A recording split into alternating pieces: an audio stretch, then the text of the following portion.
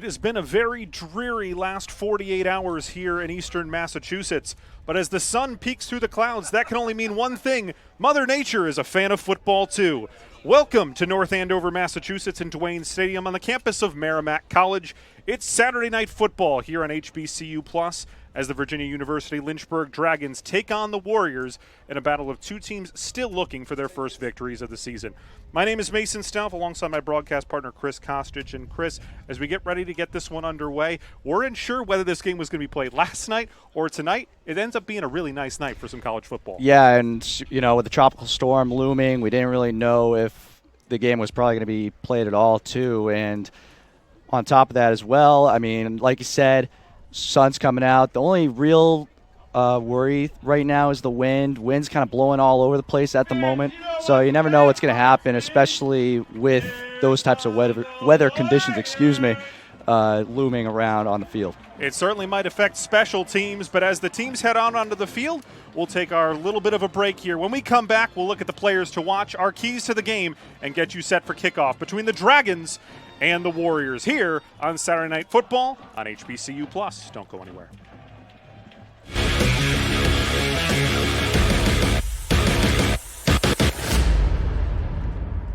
Tune in to this week's HBCU Super Saturday Showdown on Impact.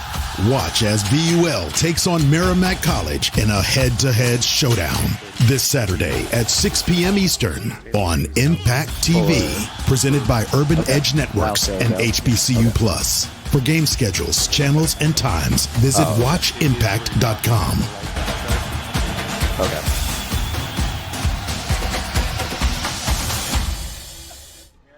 We welcome you back to the northeast corner of Massachusetts, home of the Warriors of Merrimack College. VUL taking on the Warriors today. Both teams starting the season 0-2, but both much improved from a week ago as we take a look at our players to watch. First, for the visiting Dragons.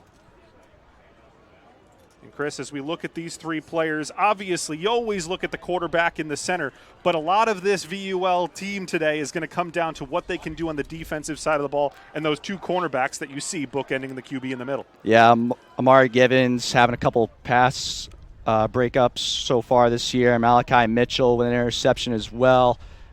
Both of these guys have shown that they can be lockdown corners and be a cornerstone for this defense that has been struggling as of late as well, through 2 games, averaging 40 points per game against so far through those 2 games. So definitely look to see those two guys try to shut down these Merrimack receivers. For C.J. Brooks, definitely a guy that's got a strong arm and can make plays with his legs.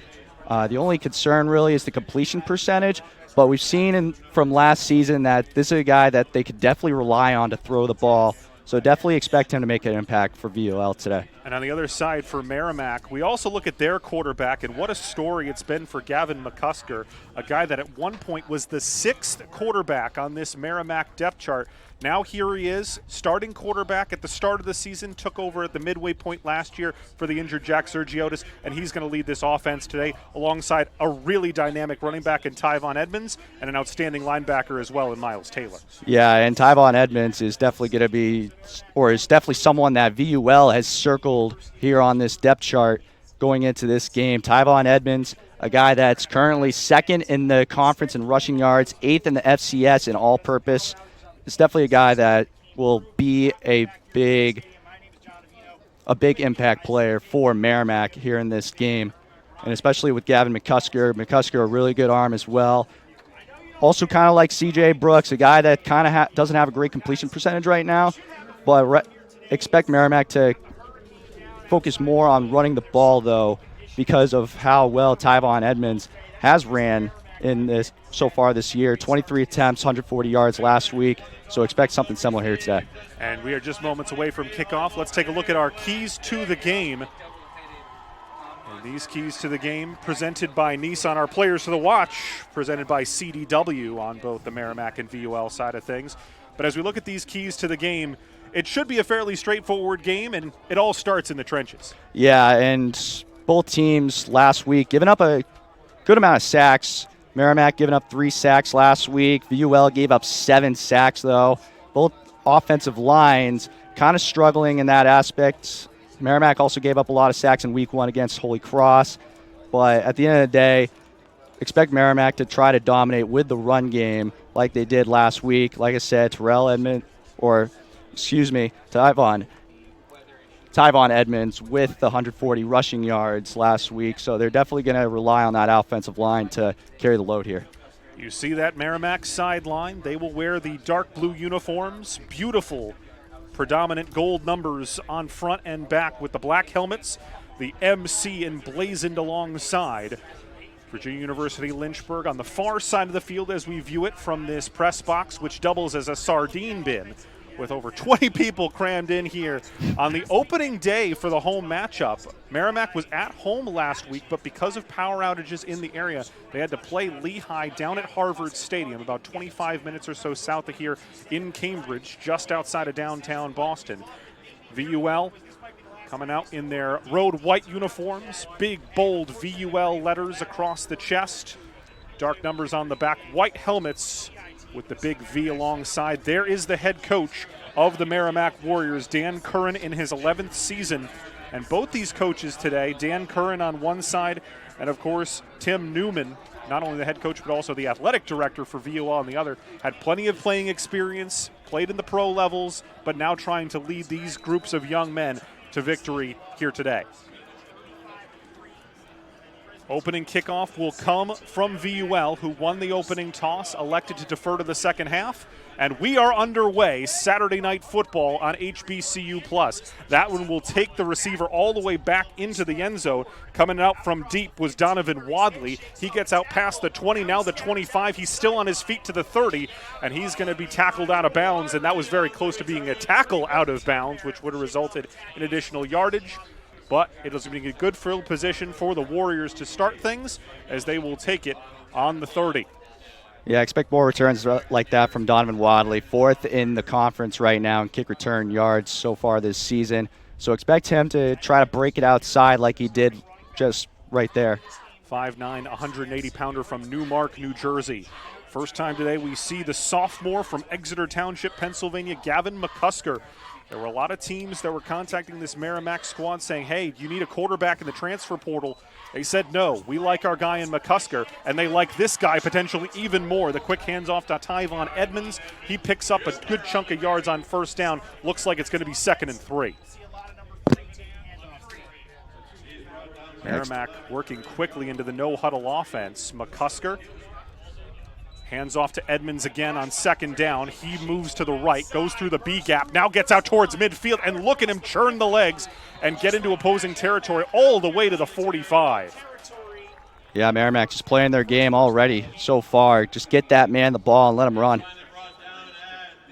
45 is where they spot it indeed. McCusker to Edmonds. They have plenty of receivers on this squad, but if Edmonds is taking the carries for at least 4+ yards on every play, who needs the receivers? Better defense that time up front by this VUL defensive line.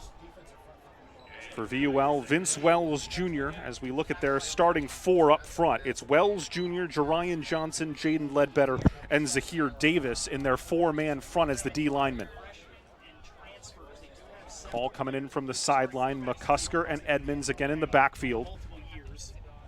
Wadley is out in the flat. Jelani Mason as well as Hayden Fisher, the 3 receiver set for Merrimack. They go in motion, send it to the left-hand side, and that's a huge hole and a wide open lane to the end zone. Touchdown Merrimack, and it's their backup running back, Brendan Wyatt, the freshman from Gaithersburg, who takes it to the house. Touchdown Warriors, and great motion offense. We see the replay here, and once Wyatt was out in the clear, nobody was catching him. No flags, just 6. Yeah, Brendan Wyatt, only 9 carries in the first 2 games of the season so far, and right here getting a carry on the 4th snap of the game and taking it to the house. I mean, this VUL line right now just not getting a lot of knockback on this Merrimack line at the moment, and that's been the huge thing, or the huge theme for that drive. High snap, but put down nicely, and the South African Liam Davis knocks in the point after touchdown, and it's 7-0 Warriors just a minute 42 into the contest. And you always know when you play the caliber of schedule that VUL is that it's going to be difficult, but the last thing you want is to be giving up lots of yards on the ground and a touchdown inside 2 minutes on the road. Yeah, definitely not a great look. It's definitely a killer for the momentum, especially for the confidence. And this was a VUL team that gave Presbyterian last week a really good game up until the third quarter and kind of just lost it towards the end. So the big story was really one of the keys to the game was if VUL could set the tone early, and right now, Merrimack being the one to set the tone. Well, last week was also a game impacted by weather for VUL. As Chris mentioned, they were playing really well against the Blue Hose. Went into that third quarter, blocked a punt for a touchdown. It was 20-17, and then lightning delays completely derailed the momentum for the Dragons. And the Blue Hose ended up winning that one by a final score of 42-17, which really did betray how well the Dragons played for 2+ quarters. But that's the way it goes. You got to put it together for 4. VUL, a team that hasn't actually won a game since 2018, but they really live their lives playing Division I and Division II opponents for the most part, despite they themselves not being from the NCAA. They're from the NCCAA, of course, the National Christian Colleges Athletic Association. They will get the ball for the first time. High punt. Fielded there, right around the 10, brought out deep, and there's space to move for the Dragons as they bring it out past the 35. And a good opening return this time, coming back out there. And a good job by the Dragons to set themselves up for good field position. Yeah, that time Merrimack kind of just crashing more towards the middle. No outside contained from them at all on that kick return. And VUL able to bounce it around like Merrimack was able to do on their kickoff return. And you see the young man who's coming out there. That's Wesley Nshinda, number 10. Trying to move some players around back, make sure that he is where he needs to be along the line of scrimmage. First time we see C.J. Brooks, 6'2" sophomore from Orlando. Sorry to cut you off. C.J. Brooks is not in the game at the moment. That looks like number 17. That's Langston Stewart, who rolls out to his right. Stewart tries to connect and very close to having a really nice play. So no C.J. Brooks to start, looking for Nshinda. And Langston Stewart gets the start today. 5'11" redshirt freshman from Spring, Texas, by way of Tyler Junior College. And Merrimack, a team that really is heavily built from within, not a lot of transfers. VUL very different in how they recruit their team, very much from the transfers. Handoff, not much doing there on the read. Tried to get it to Jacob Walker, and in the first 2 games, a total of -2 net yards on the ground for VUL, and that is not going to aid in that statistic. Yeah, and don't expect anything easy from this Merrimack D-line as well. Like I said earlier on, this was a Merrimack D-line, or Merrimack defense, that got 3 sacks last week on top of a couple turnovers as well. The only advantage that I really see, though, VUL does have the wind to their back, which will make it easier to throw the ball. Stewart in the gun, steps back on a 3-step drop, hit as he throws. It's floater, trying to find Nshinda. Cannot get it to him, and as a result, that is going to bring up 4th down, and the punting unit will come out. Mentioned that VUL, a lot of transfers. One area that they have none, though, the offensive line. 4 freshmen and 1 sophomore, their center. They are very young up front. That is usually not a recipe for success at any level of college football. No, it really isn't. But what you can sort of predict is the chemistry that these 5 linemen will develop throughout the years, or the next 3-4 years together as well. Snap to the punter, and Woolsey punts it away, gets a favorable fair catch, and that will be pinned inside the 20 for Merrimack. But if the first drive of the day is anything to say about what Merrimack might have, field position might not matter too much when they can just hand off to Edmonds and let them work. Though, Edmonds has to be thinking, darn, I wish I was the running back in there on the big break. That's just the way that life goes sometimes, you know. It was Edmonds' backup Brenton Wyatt who sprung to the outside and raced for the 40-yard TD. 7-0 Warriors, 12-11 to play in the opening quarter here on a Saturday night from North Andover, Mass. Great cutback from Edmonds, but good pursuit of the football up front, and that's going to be a tackle made, it looks like, by Bryson Huey coming up from the secondary. Yeah, it was a good job that time from the VUL defense, setting the edge, but Edmonds seeing the cutback lane, but like I said, good pursuit to the football, so nothing to it really. 2nd down and 9. Getting the call from the sideline is McCusker. Has 2 receivers to the left, has the one out right. One out right, that's Donovan Wadley. On the side, bookended there with his tight end, Pat Conroy. Snap goes back to Edmonds once again. Goes to the sideline. Wrapped up before he can get to the yard to gain. It looks like it's going to be about 3rd and 4, maybe a long 5 potentially, depending on where they spot this football. Yeah, that last drive for Merrimack was a huge wake-up call, it seems, for this VUL defense. The way that Merrimack was just running through them at will, and now they're starting to step it up a little bit. Wonder if Merrimack is going to try to throw it short here. You got the wind at your face, so it might be a little easier to throw it short at that point. They send Edmonds in motion, and McCusker is going to take it himself. He gets swallowed up, and VUL, after a very suspect first drive defensively, really does hammer down the second time and forces the Warriors to punt it away. It's not a bad play call. It was just a better defensive play call from VUL that time. Man blitz, and everything just bottled up in the middle, and nowhere for McCusker, could go. And Chinda back to receive this punt, which will be kicked away. All right, they're going to get too many men on the field here for Merrimack. Yeah, Cole Peterson's the punter, but a late substitution, and that is not going to play too much bearing on the upcoming play. It'll just move it back toward the original line of scrimmage. So Merrimack is going to have to be punting this from inside their own 10. We will see where their punter, Cole Peterson, 5'9", 180-pounder from Bristol, Rhode Island. He's going to have his heels on the 2-yard line. Now remember, VUL did block a punt for a touchdown against the Blue Hose last week, so they can pursue things in special teams. Snap and punt is away clean. It's a wobbly one out toward midfield. It takes a very positive VUL bounce, and it's snagged. Looks like at the 47-yard line. Just coming up out of nowhere to grab it after a very favorable bounce was big number 70 in special teams, Christian Smith. And great field position for the Dragons as they start their second offensive drive. Well, you get the good defensive stop. Now you get positive field position. Try and do something with it. Yeah, in the last drive, they just barely missed on 2 corner routes as well. So expect them to throw the football with some confidence again. Like I said, just 2 passes that were just a little bit too far out for the receiver to get to. They're going with a no tight end set. It's trips receivers to the right, 1 left with a backfield of quarterback and halfback. Shotgun snap.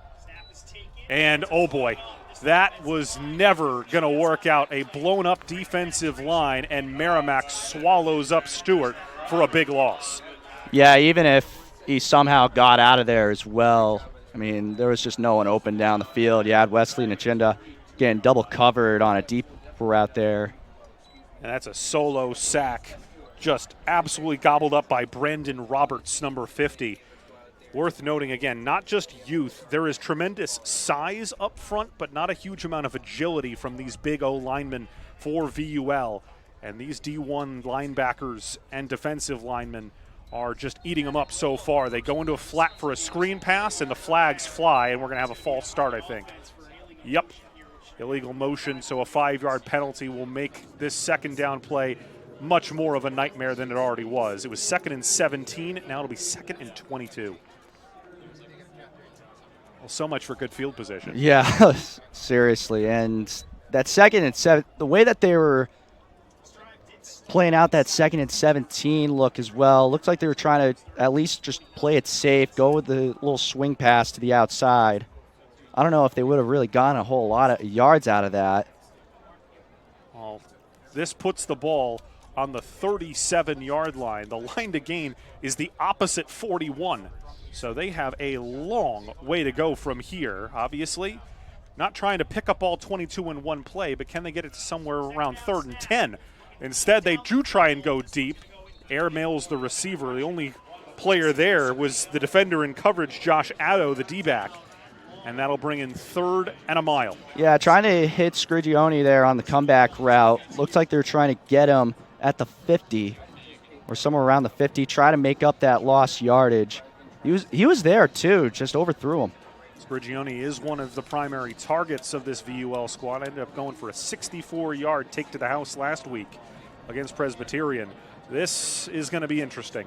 3 receivers again to the right, 1 left. Shotgun snap. Stewart looks deep, does hit his intended receiver, but nowhere near the original line of scrimmage, let alone the yard to gain, and they'll have to punt it away for the 2nd straight time. Yeah, that's a safe play right there. It's 3rd and 22. Chances are you're not going to convert on 3rd and 22. Play it safe. Just try to play field position. You got the wind to your back, so you're going to be able to get a pretty good punt out of this as well and try to pin him inside the 20 here again. Yeah, Woolsey had a really nice punt the last time. From Albuquerque, New Mexico, came here by way of Central New Mexico Community College, and that is a bomb. Oh my goodness. Bounces at the 10, wow, and it will carry him out of bounds, and it will be at the 4-yard line. Make it the 3. Woolsey using the wind to his advantage, but making Merrimack's life incredibly difficult to start this drive. Pinpoint accuracy right there, and that's how important special teams is, and that's a perfect example right there. Well, that's the thing. Even if you're a little bit under-talented, undermanned, underskilled, if you've got a punter that can pin the opposition back deep, it gives you a fighting chance when you put that defensive team back out there. And now Merrimack is going to be in the shadow of their own end zone, leading by 7, but at their own 3. McCusker, hands off, trying to scamper away. This is a dangerous play. He will be able to get it back to the line of scrimmage. That's once again Tyvon Edmonds. But that was very close to being a potential safety. Yeah, when you banana it out like that, that's always dangerous. And right there, I mean, 5 white jerseys surrounding Edmonds. I can't believe he even got out of the end zone to begin with. There was some good penetration up front by big number 56. That's Zahir Davis. Do they try and apply some pressure? They've got 2nd and 9 for the 2nd straight drive. McCusker has not had to throw a pass yet. Everything's been going to Edmonds, or in the case of the big touchdown, the run to Brendan Wyatt. They give it to Edmonds again, and he's got to the outside, steps at the sideline at the 15-yard line, and that is going to be a 1st down and a missed opportunity potentially for VUL. Yeah, it really was. Just a wide open hole right there. Great blocking by the O-line. Might have possibly gotten away with a hold at the tail end there. But regardless, good blocking into the secondary as well, which was able to open up Edmonds to stretch it out for extra yards. Both teams struggled in 3rd down and distance last week, particularly for Merrimack, where they went 1 for 13 in that loss against Lehigh. Wasn't much better for VUL last week, but that time they don't even have to get to 3rd down as they go to Edmonds again on 1st. Stumbles and bumbles his way to the 24. And McCusker kind of limping a little bit after that play. It looked like he was going to try to go out and block for his guy and slipped. That's Mark White, who was in on the tackle, number 12 for the Dragons. Much better, though, these last couple of drives, aided by the good punting of Woolsey. VUL, after getting really lit up on their first defensive drive, have looked much more stalwart in these last 2 series. Like I said, that first drive was just a wake-up call. That's all they really needed, and now they got a ton of guys in the box here. Expect a man blitz. McCusker steps back, steps through, and he almost took a tumble. He's still on his feet, rolling to his right, and he gets it rid of it before he could get sacked. But VUL, you knew what they were going to do. It's just a question of could you stop it, and they got the pressure that they were looking for. Yeah, cover 0 that time, meaning man up, everyone's blitzing unless you're covering a guy, and fortunate enough for VUL, they sent more guys and there were blockers that time. Good job by McCusker, though. Great athleticism to avoid the sack, get out of the pocket, and extend the play with his legs. Oh, they're gonna get intentional grounding. Really? Here. that means that even though he was out, he was out of the pocket, throw apparently did not reach it back to the line of scrimmage. That's what they're going to get him for. Which is interesting, too, because he got hit when he threw it. That is, even for me, a difficult call. Obviously, for VUL fans, they're happy with it. You see Coach Newman over on the sidelines. He's perfectly content with that call. Always happy when it's not against you. Oh, yeah. And you were wondering how often Merrimack was going to throw the ball, too. Like I said, wind's at their face, and it's extremely difficult, especially with this wind, throwing the ball with the wind at your face.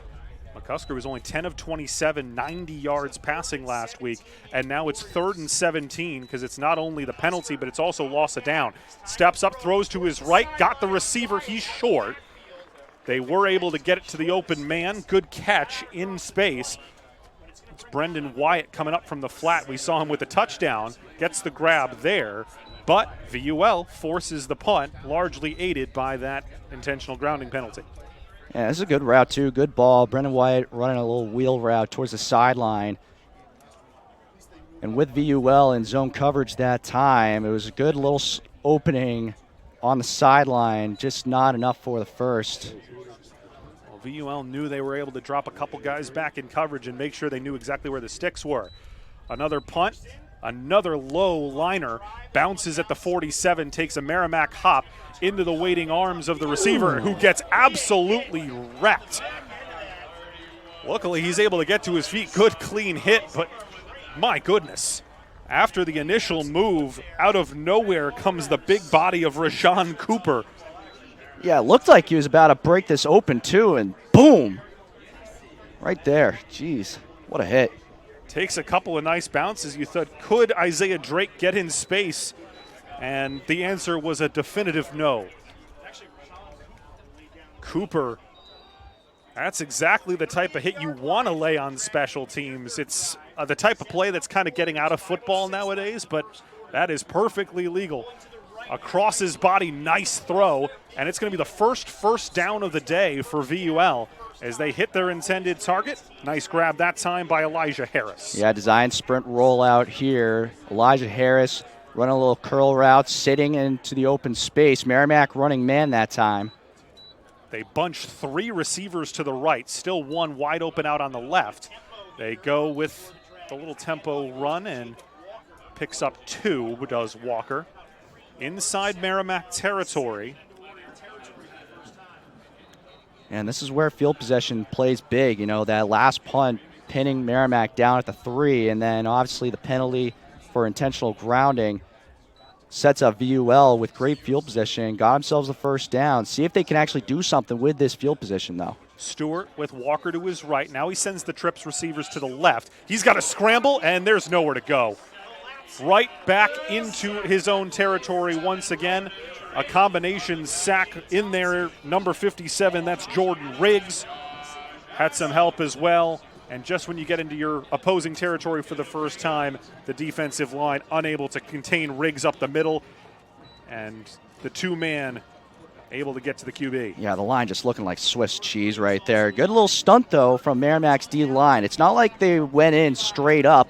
They did perform a stunt for that little play to happen there. So a half a sack for Riggs, half for Addo, who you saw there coming up from the secondary. Again, Stewart running for his life, loses the football, scooped up by Merrimack, and they will take it deep inside the red zone.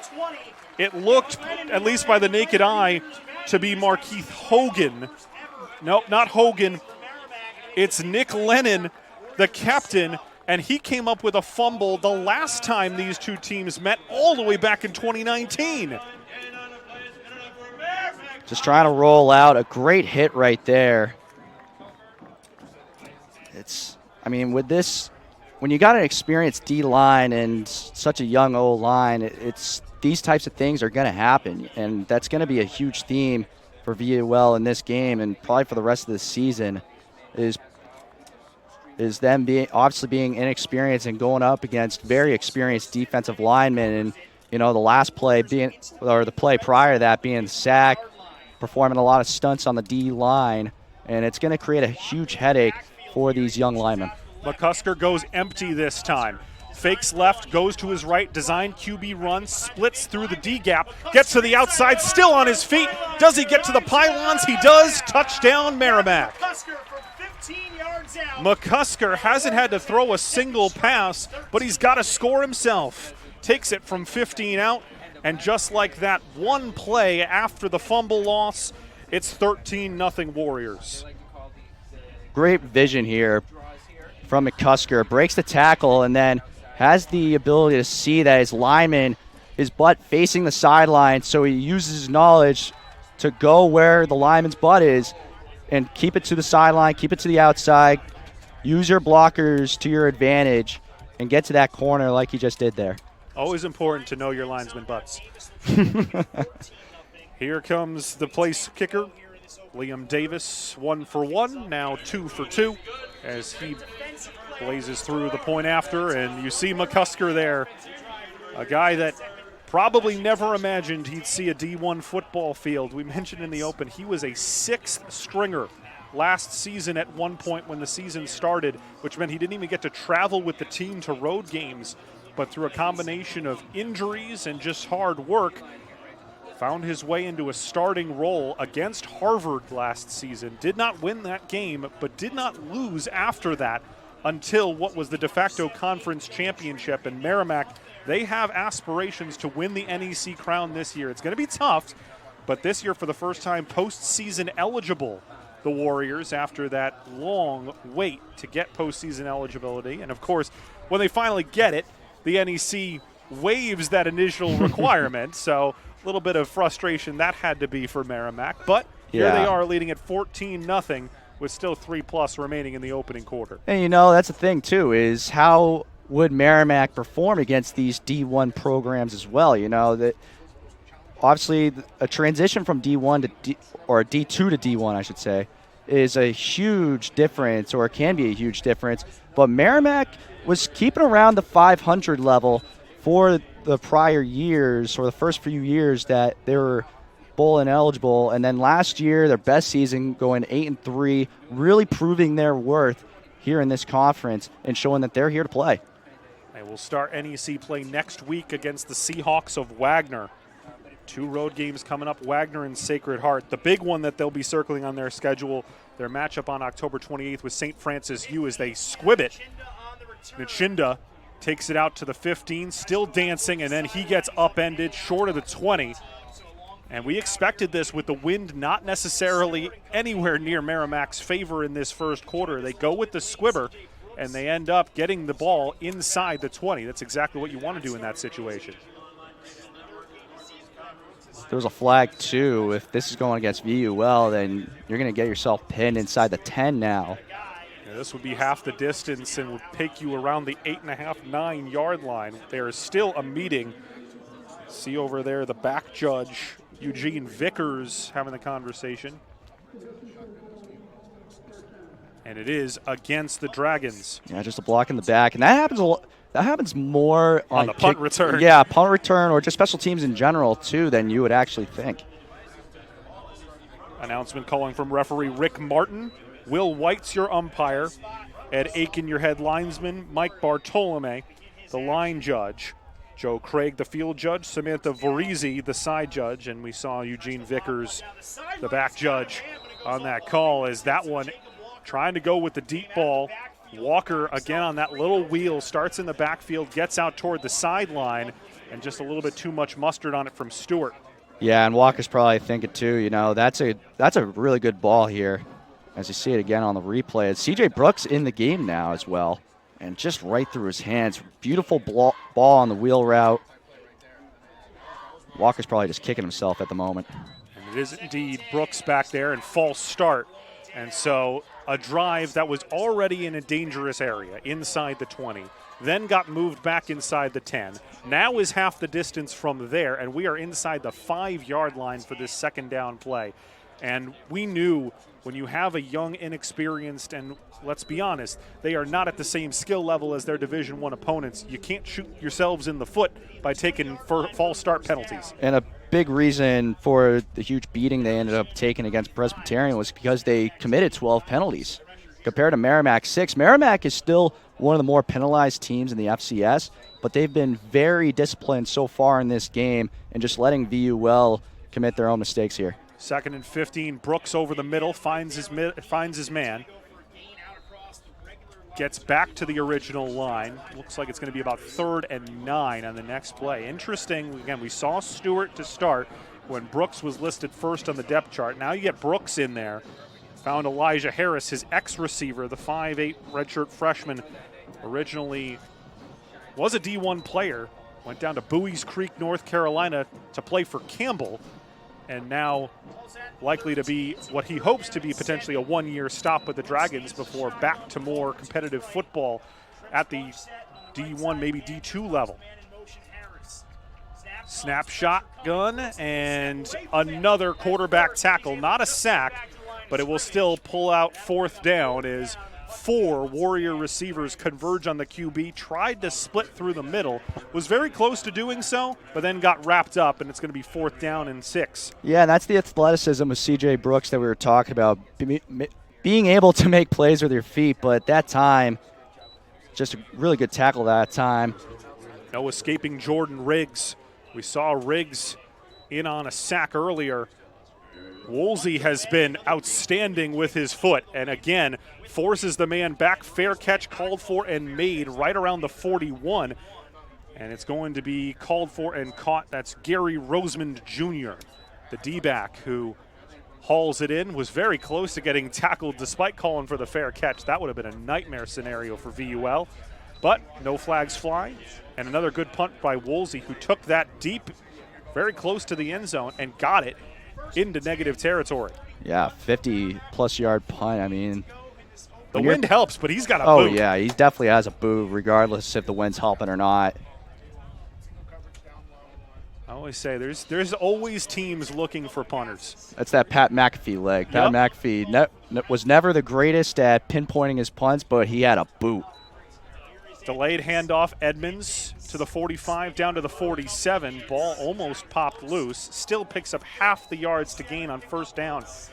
And that's all you need to do, really. Football, there's so many complications to it, but if you can run the ball 5+ yards on 1st down, the game becomes incredibly simple. Not even that. If you can get yourself 3.5, 4 yards per carry, you'll be set for life. Well, we got more than that. Once again, a hole opens on the left-hand side. This Merrimack offensive line has carved up the D-line for VUL so far. And as we meet that offensive line, it's Nick Reimer at left tackle, Joey Traynor at left guard, Antonio Derry the center, A.J. Urbaniak's the younger statesman on that team at right guard, and Mike Firestein, the senior, 6'5", 295 at right tackle. But it's the left-hand side that they've been going to toward Reimer and Traynor.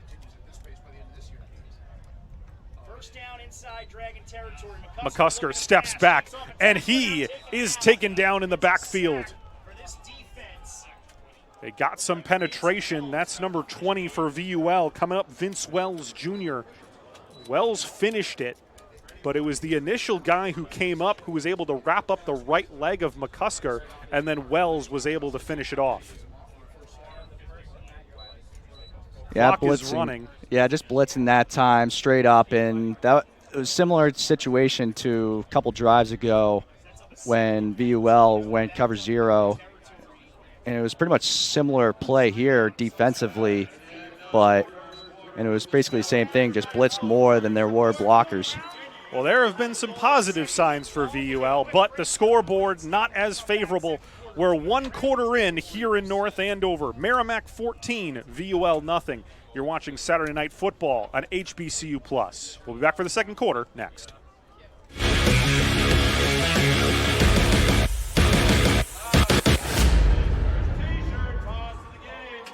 Technology lets you monitor your pet when you're not at home. Feel a little bit better now that we're like 1 quarter in. You need more than technology. You need CDW, who gets to know your business and can design and deploy custom solutions with pre-configured HP notebooks with HP Wolf Security. AI-enabled threat detection and remote management protect your endpoints 24/7, giving your defenses some real teeth. I have a Merrimack t-shirt from HP makes always-on remote there security is a possible. 0% chance that I fit in the t-shirts they are throwing. We never just see the numbers. we see the people. Detroit is just changed so much. You can see what it once was. And then I think about what it can be. As an entrepreneur, it's about how I can give them the tools to empower themselves.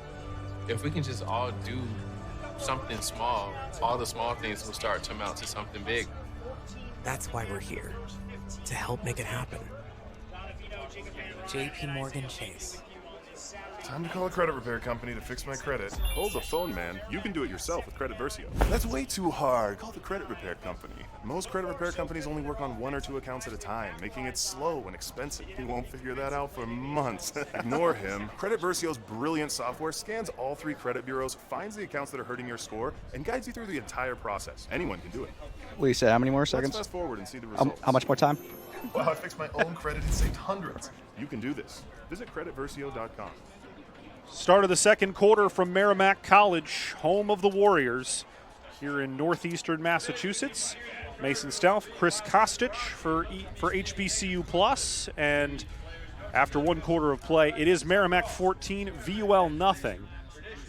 It's been a bit of an odd first quarter as there have been some positive signs. We've seen some pressure on McCusker, who hasn't had to throw a single pass so far for Merrimack, but the big play, the fumble, the recovery, and Merrimack punching in 1 play later as McCusker scrambled for a 15-yard score. That came off the back of a 40-plus yard touchdown run by Brendan Wyatt. And here we are with a second and very long for Merrimack as they will start 2nd and 19 on the negative side of the field. They ought to get all the way to the 31 for a first down. And just the biggest thing through that first quarter was how physical Merrimack was, especially in the trenches. We were talking about one of the keys was the trenches. And it's always going to come down to which line gets more of that knockback or is able to push forward more. Handoff, Edmonds again gets to his left. They have really tried to run it to the left-hand side, and for the most part they've been successful. The big breakaway for the score, it wasn't Edmonds, but it was his backup who was able to get that big scramble, Brendan Wyatt. We've also seen Wyatt come up with a catch in this game. But so far, the left-hand side of Merrimack's offensive line has really done an outstanding job against the right side of this defensive line for VUL, as they just have been able to take advantage of the likes of Jaden Ledbetter and Zahir Davis so far.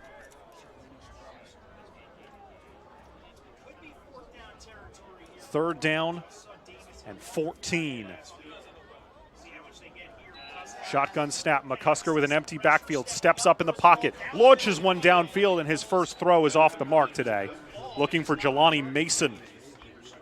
And that brings up 4th down. Thought it might be a potential 4th down situation, but because there's so much to go, they will bring out the punt and try and force VUL to pin themselves deep, and that's probably this good, safe call. And now Merrimack also has the wind in their favor.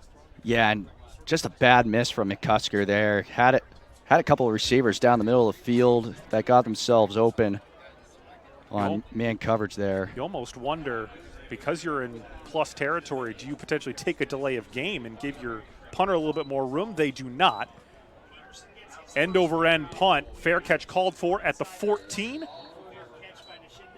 And Nchinda comes up to make that fair catch. So flag down. Probably would have liked that to be a little bit deeper, as there is a flag down on the play. Yeah, it looked like he was just trying to let the wind ride it out that time. Again, there's the referee over there, Rick Martin, talking it over with his field judge. It's Joe Craig.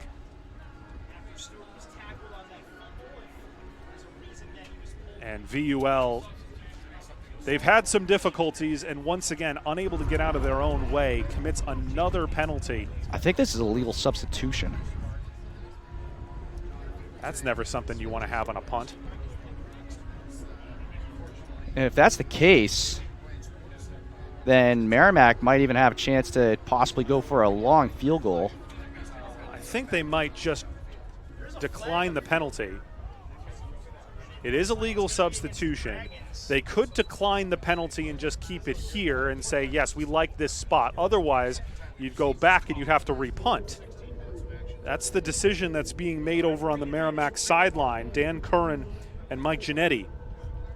I was about to say, depending on where the spot would have been, We could have had Liam Davis try to go for a long field goal with the wind at his back, his longest being 46 yards this year. Still, that would have been. It would have been a really long field goal. That would have been close to 60. Yeah. So. You never know, right there out the wind. Anything could happen there. I think they're more than comfortable with this defensive line going up there and trying to stop Brooks in this VUL offense. It is Brooks out for his second drive, his split time with Stewart. And after all that time talking about a penalty, here we have another one. It's another false start.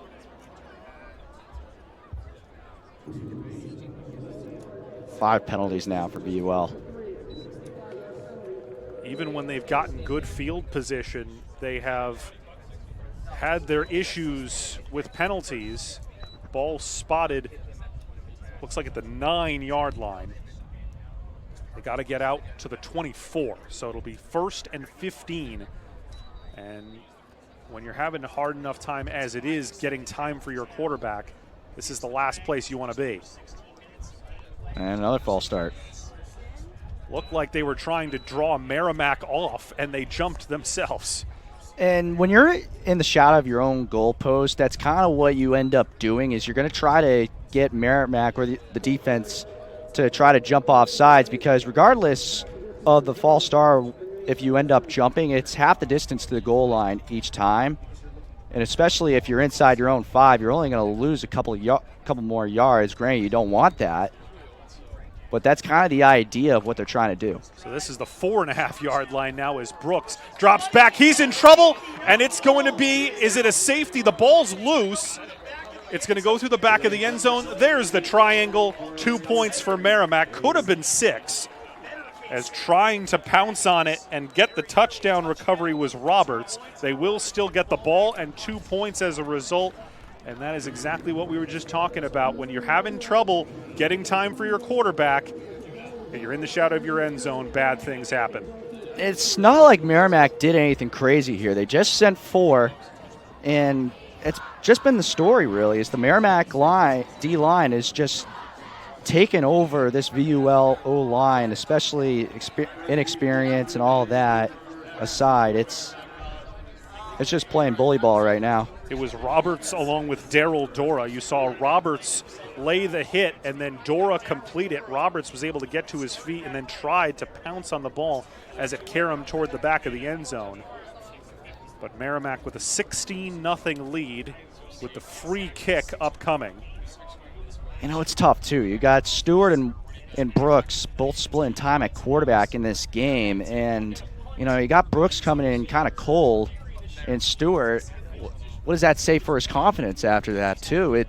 I've never really liked the idea of especially doing this so early, too. You haven't really been able to see what Stewart can really do. Obviously, he's got a good arm from what we've seen. Can make plays with his legs. He's 3 for 7 right now.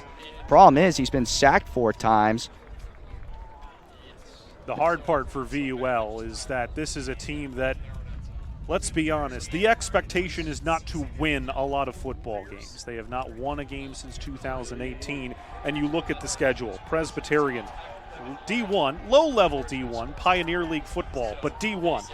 Merrimack, D1. Robert Morris, D1. Delaware State, D1. South Carolina State, D1. And Kennesaw State at the end of their season, D1. So these are all games where they are going to be, both in terms of talent and just sheer size and physicality, massively overmatched. But they are going to go out there and they will continue to fight. And we saw that last week against the Blue Hose. Ball bounces at the 30, takes a very favorable bounce for VUL. They pick it up. He's going to get tackled around the 24-yard line, as that was a little bit of an odd bounce, and you can see just shaking his head, not too pleased with it. Gary Rosemond ended up picking it up. Yeah, Rosemond thought that ball was going to get farther. He had to really run up to try to get that ball. It looked like he was expecting more of a bigger hop than what he ended up getting. Again, it's not a kickoff because it's coming off of the safety. That's why you saw the holder out there, and then Roseman had to come up to try and field it. It was almost like he was playing it as it was going to be a kickoff, but it's against the wind with the holder, so you expect that to go a little bit shorter, and sure enough, it did. There goes Edmonds with the hurdle, brings it out, another first down right off the bat on this drive, as Merrimack tries to really lay the hammer down in this first half and get out 20-plus points. Honestly, I wouldn't even be surprised if McCusker doesn't throw the ball again the rest of the day. That's how good this running attack has been. Doesn't have too difficult a job. Give it to your running back and let him go. Here he is, Edmonds to the 45-30, and he's going to get a late hit out of bounds. And again, penalties dooming VUL. It was already a big gain. Then Jalen Wright compounds it, 15 more yards at the end, and they are going to be right around the 10-yard line by the time this one is ultimately respotted. That's just bad football right there. That's ultimately just a frustration play. This is a simple run through the gap between the right tackle and the outside. And there he goes. Edmonds has the space. He's already out of bounds, and you just can't do that. Good for the camera guy. He kept his feet. Yeah, how about that? Get him a jersey. But thank goodness Edmonds is all right, because he goes caroming into the field goal net. Yeah, other thing too, Edmonds was slowing up because he knew that he was planning on just going out of bounds with that, not trying to risk anything stupid there. And if he was going full speed when he gets hit, oh man, Lord knows what could have happened there. But he's going to be in there for the next play, so tough. Tyvon Edmonds, he's done everything today. The one thing he hasn't done yet is score, and he wants it on this drive. Takes the handoff, going to his left, cuts inside, goes to the B gap, takes it inside the 10, and he's down around the 8-yard line. It'll be second and short, but Merrimack moving once again. And a game that as we said in the open, is likely going to be decided in the trenches, has been very one-sided in that respect. Yeah, it looks like this one's coming back though. Or maybe not. VUL.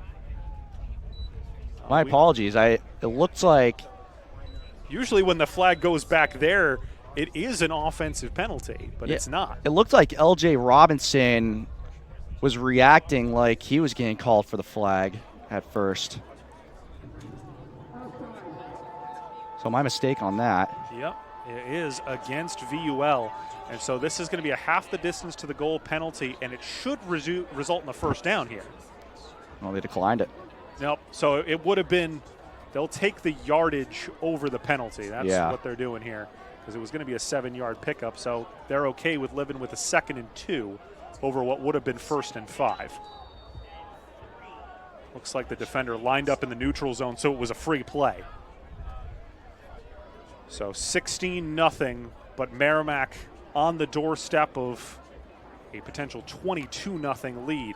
Edmonds gets it on the handoff, spins to the left-hand side. And good this time, VUL does a really good job defensively of staying with the play. There's a player down for the Warriors. Looks like one of their O-linemen. Player down. It's not the guy you want. It's Antonio Derry. Geez. Yeah, he kind of just got tabletopped on that one. That's a tough play for a lineman. There's nothing you can do. He's doing everything right. He does it, and the biggest thing, he doesn't realize the play's cutting back to his side, and so he's holding up his block and just gets clipped underneath. You just hate to see that. That's a lot of body rolling over the top and just unable to keep his feet, and hopefully this is one of those where in a game that already looks potentially out of reach, you hope that this is all it is. You take the rest of the day. It's a tough week of recovery, but nothing more. But not great signs initially. 6'3", 310-pound senior from Parkville, Maryland. Started his collegiate career down in Florida at Stetson and has been a huge part of the offensive line here for Merrimack. And unable to put any weight, it looks like, on that leg. And you never want to see it in general. You certainly don't want to see it in a game that really hasn't been competitive either. Oh, yeah. You pretty much hit the nail on the head with that one. It's, you know, with the way Merrimack is playing and the way they're dominating, you wonder how out of hand this could potentially get. And at the end of the day, if Merrimack does win, it's a win, but at what cost, you know?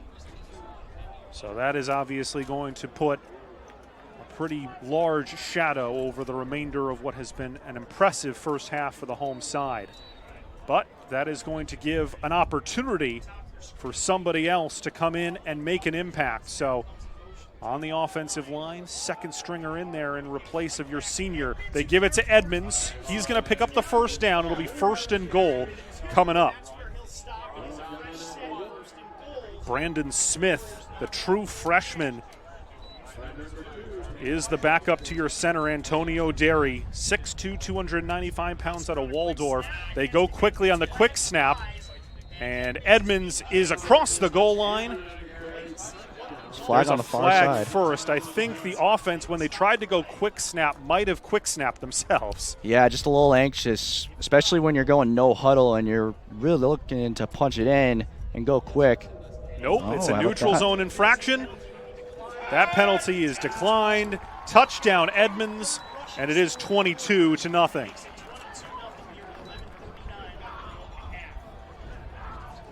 Well, that's 2 more penalties that don't get up on the scoreboard because they were both declined. But at the end of the day, Edmonds, all that hard work, took the late hit out of bounds earlier in the drive, punches it in from 2 yards out. It's 22-0. Now he'll feel a little bit better now that he's been rewarded handsomely on that one.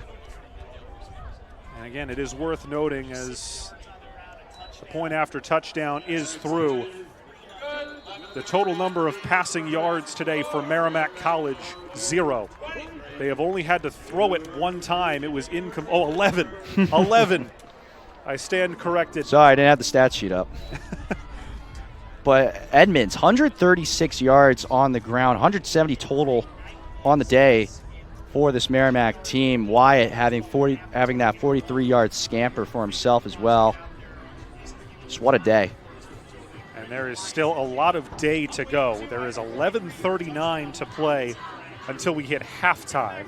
We expect to see a lot of football players out there today as teams are going to go into their second string. And for Merrimack, obviously you never want to see anybody get hurt, but these are sometimes the days that you love because there are some guys on this Merrimack football team who are potentially going to have one chance to play Division I football, and this is that day. Yeah, and especially for young guys that are potentially going to be sticking around for the long run too, this would be their chance to showcase their stuff and showcase what they can do for this team down the road for the future years to come. Very likely I'll be throwing out my note sheet by the time we get toward the tail end of the third quarter into the fourth, and we're going to be seeing a lot of guys, and there's going to be a lot of friends and family members who were looking forward to this day to get a chance to see their young son play. They're going to kick off here, leading by 23 points, 3 touchdowns, a safety. McCusker, Edmonds, and Wyatt with touchdown runs today for Merrimack, who are well on their way to their first win of the season as they are on the doorstep of conference play. Wagner next week down in Staten Island. Then a trip to Fairfield to take on Sacred Heart before they'll be back here to take on what has been a very impressive Stonehill Skyhawks squad, knocking off Central Connecticut State last week in a thrilling win in New Britain, and then earlier today against Georgetown down in the nation's capital. That one will be fielded right at the nose of the end zone, taken out there deep, and he's got space to move. Great run up front. We've seen some good signs from this VUL Dragons kick return team in Wesley and Chinda. Yeah, just found an opening up the middle here. I mean, Merrimack does a good job containing the outside, so he doesn't bounce it outside like he did earlier in this game. And watch this. Boom. Just the lower the shoulder. Again, the key is don't have any helmet-to-helmet contact. That's using the shoulder effectively. And a good play by DJ Frazier. That's football right there. But back to what you were saying about how we're probably going to see a lot of football players being played here in this game. Oh boy. There was a couple of options, and the last one was fumble the football. They drop it, and Roberts pounces on it. He's been everywhere. Roberts, who almost recovered the fumble in the end zone for a touchdown, ended up going out for a safety, and now it's Roberts who pounces on the fumble here. You see the initial option play. He tries to pull it out of the gut of the running back, and he just drops it. Yeah, now we're VUL on their third quarterback, too, as well. And you saw that was number 13 in there. That's Nico Cleaves. And at this point, VUL's just trying to find some sort of momentum swing, try to get something going with someone, and nothing's working. And back to what you were saying, you know, a lot of football players are going to be playing in this game, so it's really going to be a matter of both coaches figuring out when the right time for that is going to be. McCusker still in there, pulls it back, goes for the pass. It's a little bit high, very nearly intercepted. It's not a bad spot for that ball, though, especially for a hitch route where the corner is. You want to keep that a little high and outside on that back shoulder. He just kind of released it a little too early that time. Intended for Miles Wilson. He was matched up there against the opposite number 14, Jerian Patton, the cornerback. Brings up 2nd and 10. McCusker still just the one completion for 11 yards. But they have needed nothing from the passing game as the run game looking at 200 yards if they can really run it into the end zone from here. And what a great play by Edmonds. Oh my goodness, there it is. There's a flag down at the 33-yard line. It might be an offensive hold, which would undo a Sports Center top 10. Where did he fit through those lines to get out in space? Sometimes that's exactly how you end up with the hold. See where the hold comes in. Yeah, right there. Was 64 with the hold there, I think. That would be A.J. Urbaniak.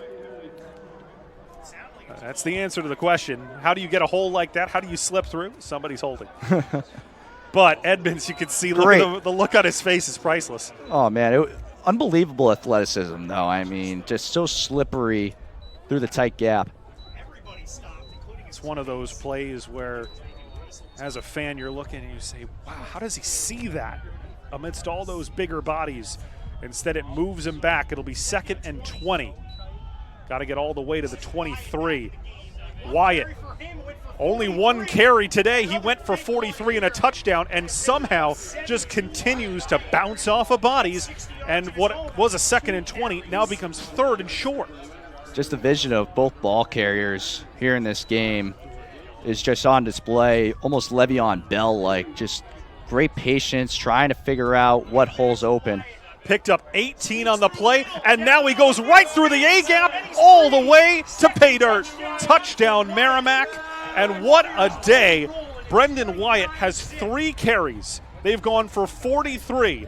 They've gone for 18, and now it's gone for 25 to the house. 2 touchdowns for Wyatt, and Merrimack's ground game just keeps on rolling.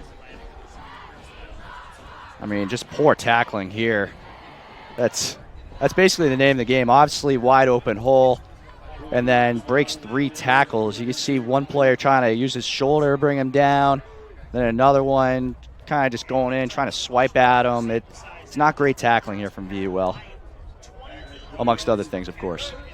That makes it 30-0 as the extra point tacked on by Liam Davis. Well, it was 2+ really strong quarters for VUL against Presbyterian. It started on the back foot with the 43-yard touchdown run on the first drive by Wyatt. There has been some bright spots, a couple good pressures of the quarterback, a couple of sacks, really good punting from Woolsey. The one thing I will say, if the best player on the team in the first half has been your punter, that is usually not a recipe for success for the rest of the team. Yeah, and, you know, it was really going to come down to how Merrimack's offense and VUL's defense were going to compete with each other. In VUL last week against Presbyterian, we were saying earlier, over 534 yards of total offense from Presbyterian that VUL gave up. Allowed 5 for 12 on 3rd down. They only got 1 sack, but 7.2 yards per play. Gee, it's a recipe for disaster. Again, these are very young, particularly in the offensive line, players for VUL. The defensive line, they have struggled. They have size, but they don't have speed and agility to get around these defensive ends and D linemen. And when you supplement that with some cornerback blitzes, they're just getting to the quarterback far too easily. And that's resulted as that one will go out of the back of the end zone for a touchback. 2 fumbles, plus a sack in the end zone that resulted in a safety as the ball scampered away there for a turnover. And all adds up to a 30-0 lead for Merrimack College, who you knew they were frustrated after last week's loss against Lehigh. You were hoping to have your opening home game of the season. Power outages force you to play on the road at home. You lose 14-12.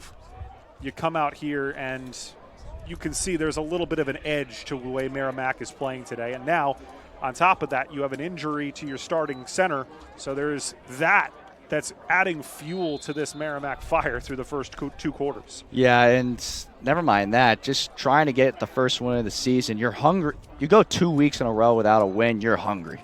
And that's, like you said, that's been a huge edge setter for this Merrimack team, was getting that first win.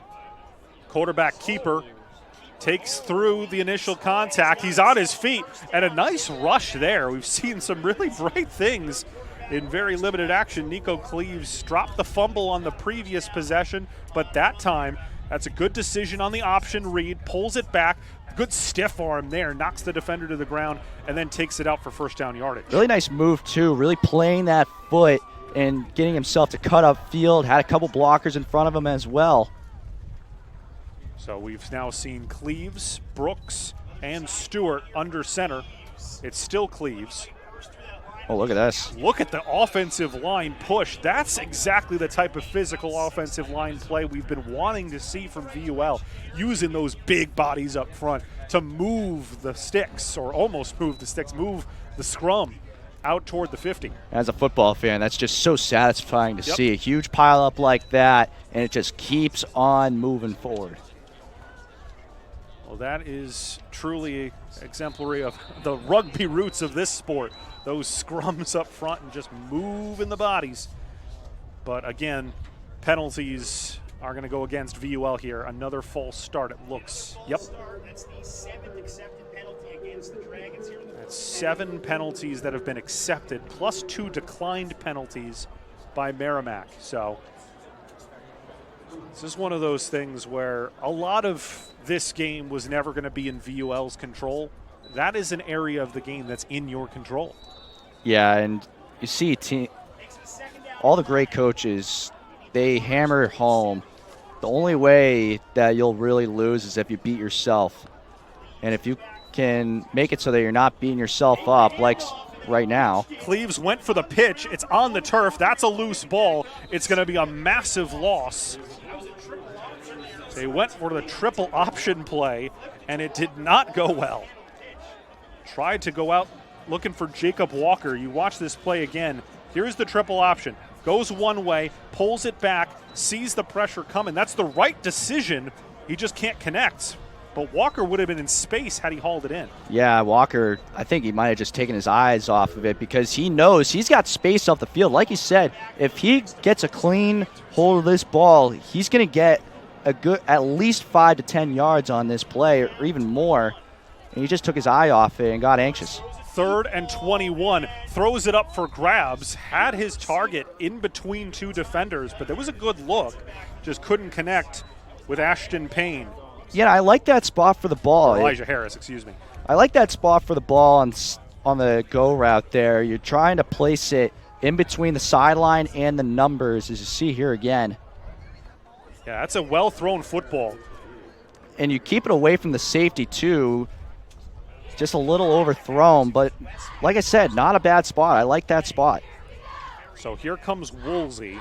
This time he's punting against the wind, so we don't expect the 50-yard bomb. But you can see this time goes with a little bit of a lower trajectory, bounces inside the 30, and he's still going to get upwards of a 50-yard punt. Boy, I'm really liking what I'm seeing from this young kid. Down to the 23-yard line. Woolsey's switched the field every single time he's come out there. I mean, that's always great when your punter can really switch a game up like that. And when you're switching up field position like that, that can always be a recipe for a momentum swing. See if the defense can do anything with that now.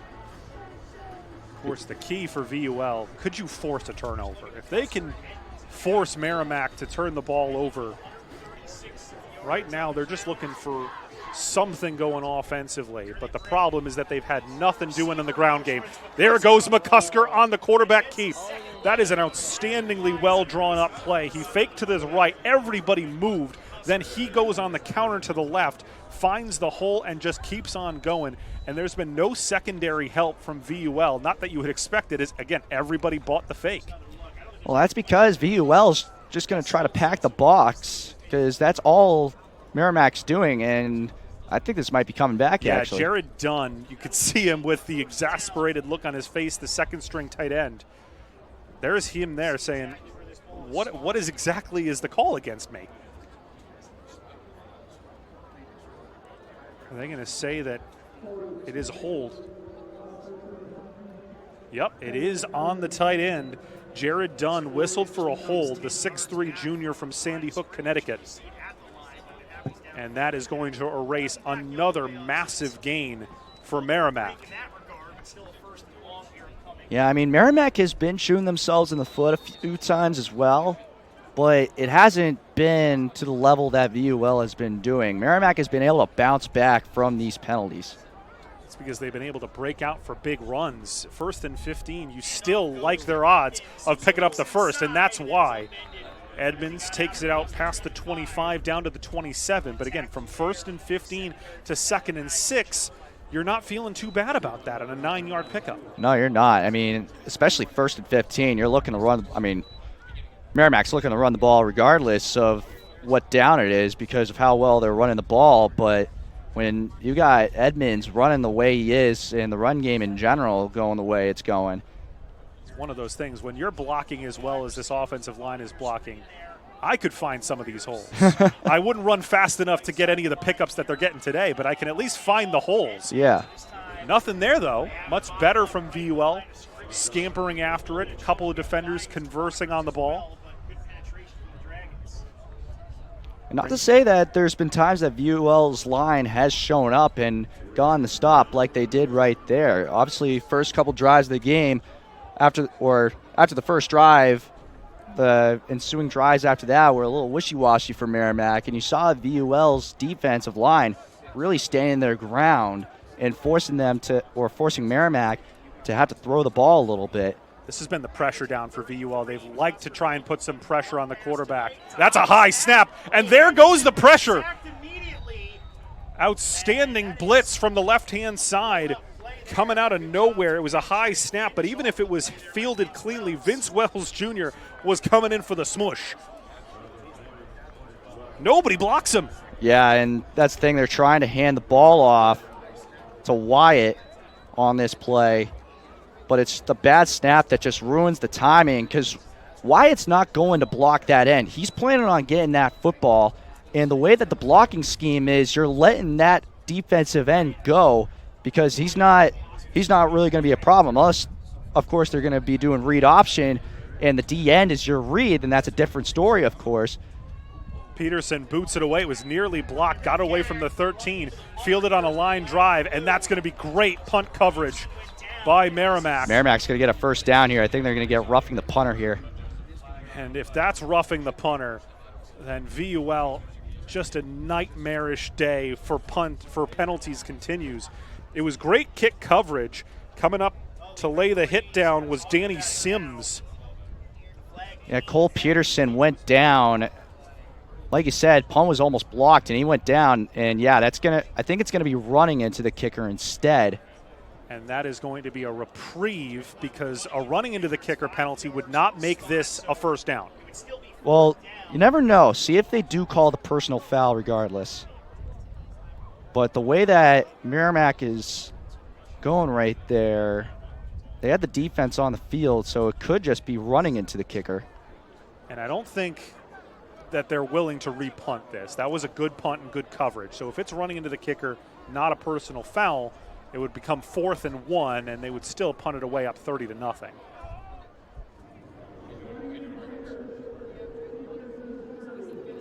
And that is indeed what happened. So another declined penalty. So we remain with 7 accepted penalties for VUL. But if you add the ones that have been declined, that's 10 in the first half. And we still have 5 minutes left. Yeah, I know. We've played 25 minutes. There's 10 penalties against VUL that have been either accepted or declined for Merrimack. So, and 12 last week. Regardless, it is VUL football. Look at this setup. 2 split on either side And with 3 start. in the back, and there's a penalty. Back up, VUL, 5 yards to start. Yet again is Nico Cleaves. You can see him Cleaves just having a rough day. 3rd string quarterback. You know he's going to be in trouble. He's has 1 positive rush, but then has a fumble. Had the pitch that went right through the arms of his running back. Now backed up 1st and 15. It's just been one of those days. They go quick snap, handoff. Merrimack's ready for it. No one on offense was ready. You can't quick snap if your own offensive line isn't ready. That's what I say. You can't quick snap yourself. I was just about to say, Cleaves with great leadership, or showing great leadership, going to his lineman after the false start, because you could tell that he really was upset about that, about jumping there, and went to console him, say, hey, let's go. We still got a lot of ground to game, still got a lot of game to go. Pick it up. Let's get something going on this drive, but that's just not a great look for the next play. That handoff went to Jalen Rembert. It's a keeper. It's a dangerous flip to the outside. It's going to be another big loss as Walker gets his leg picked up and effectively carried almost out of bounds. But these are dangerous, to say the least. Pitches to the outside. Yeah, you gotta make your decision a split second sooner. As soon as he hesitates, that's when you gotta make that pitch, because as soon as he looks like he's about to commit back to the defender, that's when you get that pitch relation offline. And they always tell you, you want to be 3 yards away, 1 yard back. And right there, once he hesitates and commits to the defender, that's when that 3-to-1 relationship is just gone. Chris Gossage would know. QB at Plymouth State. Alongside me, Mason Stelf, as that one's going to be thrown into the sideline, bring up 4th down. Woolsey will come back out there. And in many ways, at least VUL did not turn the football over like they have the last couple of times, but very nearly did again. And some of these passes, too, they're getting into open spaces in this Merrimack coverage. It's just little overthrows and just slight mistimes here. There you see Coach Tim Newman talking to his QB as that one's going to be a mile high into the air. Oh, let that thing bounce. Yeah, not sure why. These are the types of things, again, it's tough. You're down 30-0. You knew that even if you played the perfect football game, you were probably not going to win. But there have been too many errors, penalties obviously being the most notable, but even decisions like that where those are just smart football plays that VUL is not making right now. And when you're down 30-0, who am I to really talk about it up here in the press box? I'm not down there. I don't know what would be going through my head. Probably, please don't hit me, please don't hit me, yeah. Please don't hit me. But it's just tough, and this is the game that we have in front of us. I mean, at this point, like you said, it was a good chance that VUL wasn't going to win. And at this rate, 30-0, you're playing for pride. A little surprised, even in a 30-0 game, McCusker and Edmonds are still out there. Now every Merrimack fan is just down there saying, be healthy. Stay up there, guys. Don't get hurt. If I'm Merrimack, though, I think that the game plan that they're showing is that they're just going to let them run the rest of the half out, and then they're probably going to make some switches at halftime. There goes Edmonds. Not a single player able to get a hand on him until he was out past the 45 in plus territory. It's just, this is good old school rush the football and dare them to stop it. Give me a timeout called by VUL. McCusker will walk over to the near sideline. Well, this is not a day that McCusker is going to look at his stat line and say, what a great day it was for me, although he does have a 15-yard scamper for a score in the first quarter. But this running game, what do we have now? The rush yards, 238 to -25. Yikes. Yeah, and honestly, that's not even updated just yet, too. They're still putting in for that last play. It's when you can dominate in the run game like this, it's definitely demoralizing. Because, that's the right word. Yeah, it's because when in the game of football, the biggest thing a lot of time is if you don't have a run game, you're never going to succeed, right? And, I mean, if you have a good pass game, then you're going to have a good chance at winning just from straight passing the ball a lot, but you have to have a good pass game for that. And unless you're the Kansas City Chiefs and Patrick Mahomes, that is not good. I mean, there have been times where the lack of a run game on the Chiefs has looked concerning, but this is not Patrick Mahomes. No, and that's actually been a huge problem with the Bills for so long, was that they had Josh Allen, but they didn't have a run game, right? So now that running back is Zach Moss, who's on my Colts. So, yay. No running game on the Colts. That's not Anthony Richardson. But McCusker going for the deep ball, and he overshoots his receiver. He had the step. Trying to get it to Donovan Wadley. But McCusker, it's tough when you've only thrown, 3 passes today to be right on the money with the deep ball. But he'll want it back, that's for sure. Yeah, he's going to have to think his tight end, Jared Dunn, there with the block on the outside to give him a couple extra seconds to be able to step into that throw. You know, when the wind at your back, you're not – that's the thing. When you have the wind at your back, you're not really thinking about how deep you got to be throwing that ball, and the wind definitely took that for a ride. Really nice run by Edmonds. It was a hard count before the snap by McCusker. Gives it to Edmonds. And we've seen lots of explosiveness from him.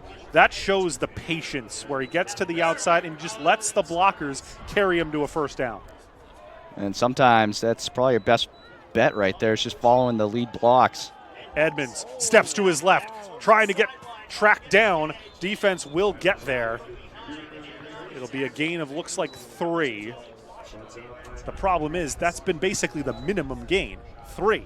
It's been a lot of 13, 23, or even 30. Yeah, and probably like 1 or 2 times that he might have got stopped at the line, but it was probably just like a pop, and then he was still able to get a couple yards out of it anyways. Well, this has been the big down for VUL. They haven't had a lot of bright spots, but if they can force 3rd and longer than 5, they've dialed up the pressure, and they've been able to get to McCusker on those blitzes from 3rd down. They just haven't had enough 3rd down chances to get to him. 2nd and 7. Delayed handoff. McCusker took it himself. Great play. Takes it for first down yardage, knocking on the door of the red zone. I bought the fake on that one. I was able to not buy it, but you're the quarterback of the two of us. But a lot of times, especially in today's game, you think it's read option. This isn't read option here because all the linemen are being blocked. And there's no one free for McCusker to read unless he is reading the linebacker. McCusker shifts Edmonds, or that's actually the backup who's played and certainly has the stats of starter tonight, Brendan Wyatt. Oh. They go for it. They're going to say, yes, they do. Jalen McDonald somehow tiptoes the end zone and in for the score. And McCusker finally able to connect into the air, and that is an outstanding catch. See this replay. It looked like he was able to get a paw on this and bring it in. And, wow. Oh, wow. Yep, gets control of the football before he tumbles out of bounds. And McCusker knew he was going to get hit, too. It's the right hand, then the left hand, grasps it, hauls it in as he tumbles out of bounds. And the good times keep on a-rolling for Merrimack. It's good for an NFL touchdown, too. Got both feet in. 37-zip. Merrimack College on top. And that is finally a play after all the runs. You dial up the pass, and a great throw to Jalen McDonald, who makes his first career score. The freshman from Maryland. This is one of the areas, it's interesting, you scout Merrimack and you look at where these players are from. Obviously, we're up here in northeastern Massachusetts, small Division I school. You think, oh, they can get some of those unheralded high school players from the Massachusetts high school ranks. No, they really heavily recruit from what is called the DMV, Delaware, Maryland, and Virginia. But I would throw DMVW in there as well as Washington, D.C., a huge contingent. But that is the one dark shadow that looms over this first half, as you see, with a frown on his face, understandably so, the starting center, Antonio Derry, the senior. And towel on his head, sitting in the cart. His teammates continuing to go over and talk to him. Yeah, hopefully, if it is something bad, that he gets a quick recovery. Hoping it's nothing too serious, though. Especially as a senior, you know, it's always tough when it's your senior year and you get hurt on a play like that and a game like this, too. Ball fielded at the 5, and a great special teams tackle once again. Merrimack just continuing to make plays in all 3 phases of the football game.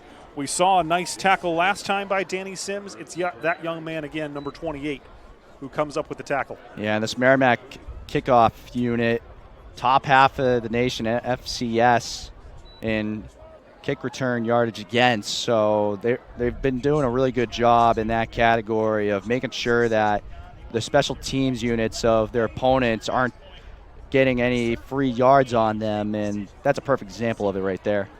So a minute 5. VUL, can they get any type of momentum going? That's going to be tough. There goes Cleaves, bouncing to the outside, flips it down the line, has his man for first down yardage. Great play by Cleaves, made something out of nothing, and got it to the very speedy Wesley Nshinda. Yeah, great job here. Thought this was going to be a sack. Yeah, I thought so too. Great job using the mobility here, and great job by Nshinda to also keep moving around and get himself into an open spot in the open field. Well, it wasn't a sack last time, but there was nothing that Cleaves could do to avoid the pressure that time. Penetration by number 22, Tyler Levy, 92, excuse me. Yeah, and that last play might just be an indicator of how VUL is going to play the rest of this half out. Yeah, VUL did take a timeout before that last play, so they're down to 1. But a low snap, Cleaves running away from everybody, still with the football, out of the pocket, will step out of bounds at the 30, takes a little bit of a late shot. Just that shove out of bounds just to make sure he was going out by Ethan Royer. Clock will stop with 13 seconds left. Dragons not willing to just take the knee. They just trying to get something on the offense, even if that's not going to result in points. Yeah, at this rate, too, you know, the game's out of reach. You're playing for pride, and this is the time to try to start working on things that you can also be working on in practice, too. VUL will get the ball to start the second half. They won the coin toss deferred. That's been about the only thing that they've won in this first half, as that one's batted into the air and picked off. And Merrimack just cannot put a foot wrong in this first half. It's Rosemond who picks off after the batted ball, Gary Rosemond Jr. And with 6 seconds left, there might be enough time to run a play to the sideline and kick a long field goal to make it 40-0. Or just take a shot to the end zone. You know, when the ball hits the receiver's hands, you automatically think that's on the receiver. This ball, though, behind and away. So you can put some of the blame on the quarterback for that as well, but it looks like Merrimack's just going to take this to the locker room. So a little bit of sportsmanship. Despite the turnover, they are not going to rub any additional salt into the wound of VUL in this first half, but 30 minutes produce 37 Warrior points. And after 30 minutes of play, it's 37-0 in favor of Merrimack. They will be very pleased as they hit the halftime locker room, though, of course, their thoughts are going to be with their center, Antonio Derry, who went out with an injury. So as the teams retreat to the locker rooms, we will head to a break here on HBCU Plus. You're watching Saturday Night Football, VUL down big at halftime.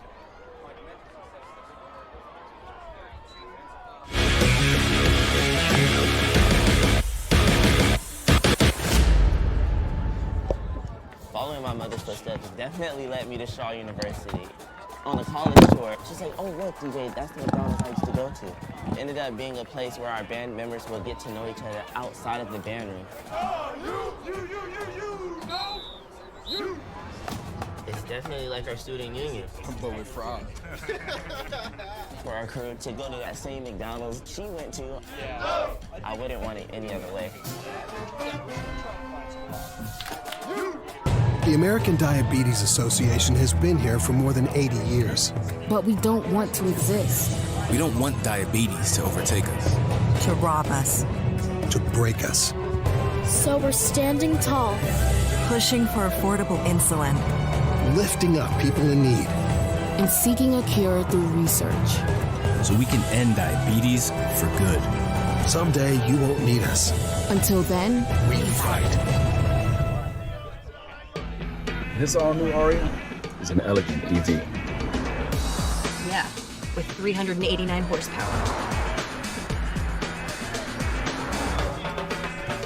And all-wheel drive. It's beautiful. It's a beast. It's electric. With an edge. Oh, let's go with that.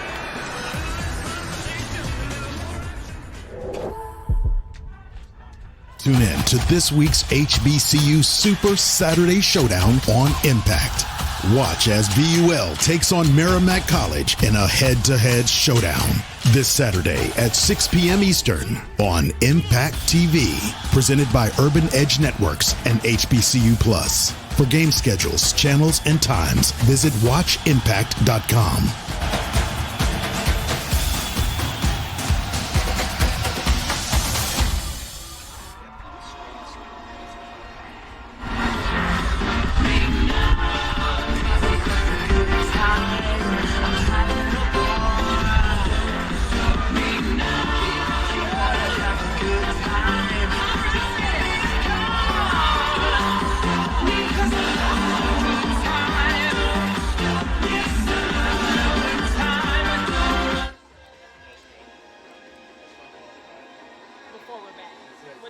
Welcome back to Earth. Thanks, it was pretty life-changing. Dude, it was 8.5 minutes. I didn't even get to finish my burrito. Technology lets you vacation in space, but to get work done on Earth, you need more than technology. You need CDW. So with the Cisco hybrid work environment, we can deliver the same network experience to all your offices, securely connecting your team from anywhere. Houston, we have a solution. We get it, Greg. You've been to space. Cisco makes hybrid work possible. CDW makes it powerful. I'm a millionaire. I'm not a millionaire? I'm a millionaire? I'm not a millionaire. Crypto is complicated, but as a tax expert with crypto experience, you can hand your taxes off to me. You do your thing, we've got your taxes. Intuit, TurboTax Live. Hey, Lucky, feeling pretty good today. Let's air this one out, buddy.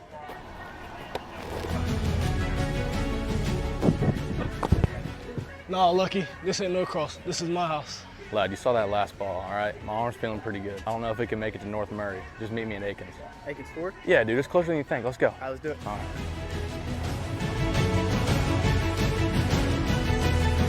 Whew! You're right. Aikens is bigger and closer than you think. Go Dogs.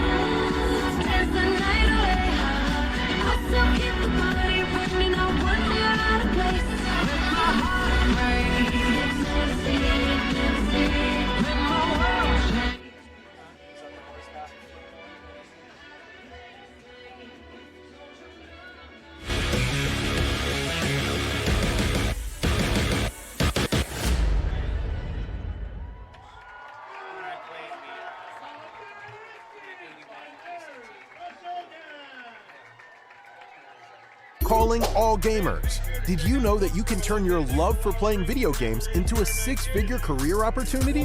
Esports is now a massive $3 billion industry with positions available in front and behind the scenes. Game development, broadcasting, event management, programming, even social media management all play important roles in gaming. Stop letting others tell you it's a waste of time and turn your passion into real success. With individual courses for just $99, you will get a comprehensive blend of online, tech-based coursework, and in just 8 weeks' time will earn your esports business certificate for less than half the cost of a college semester. Register now at metro-squad.com and take control of your future today. Social media doesn't really feel very social these days. Sure, we get to see our friends, but it's so much better to be with them. And even though we're more connected, we miss being together. Tap into what's happening right now and meet up with friends, old and new. With the only social network that's designed to get you offline and back into life. Swoop in. Let's hang.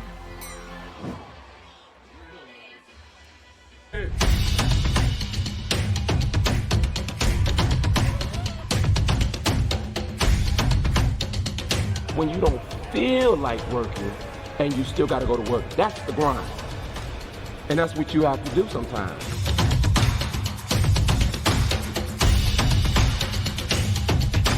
When you choose to put in the work and embrace the journey, success has no choice but to find you.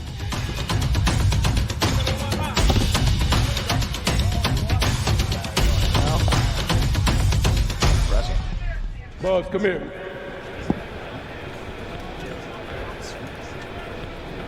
I want to see you tomorrow at 4 p.m. with the varsity.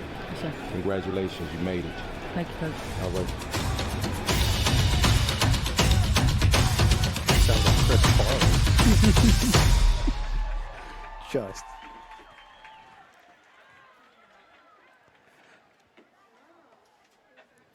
We welcome you back to Saturday Night Football here on HBCU Plus, here in North Andover, Massachusetts. Merrimack College out of the Northeast Conference Division I, 37-0 over the VUL Dragons of the NCCAA. Mason Stelf alongside Chris Kostich for HBCU Plus.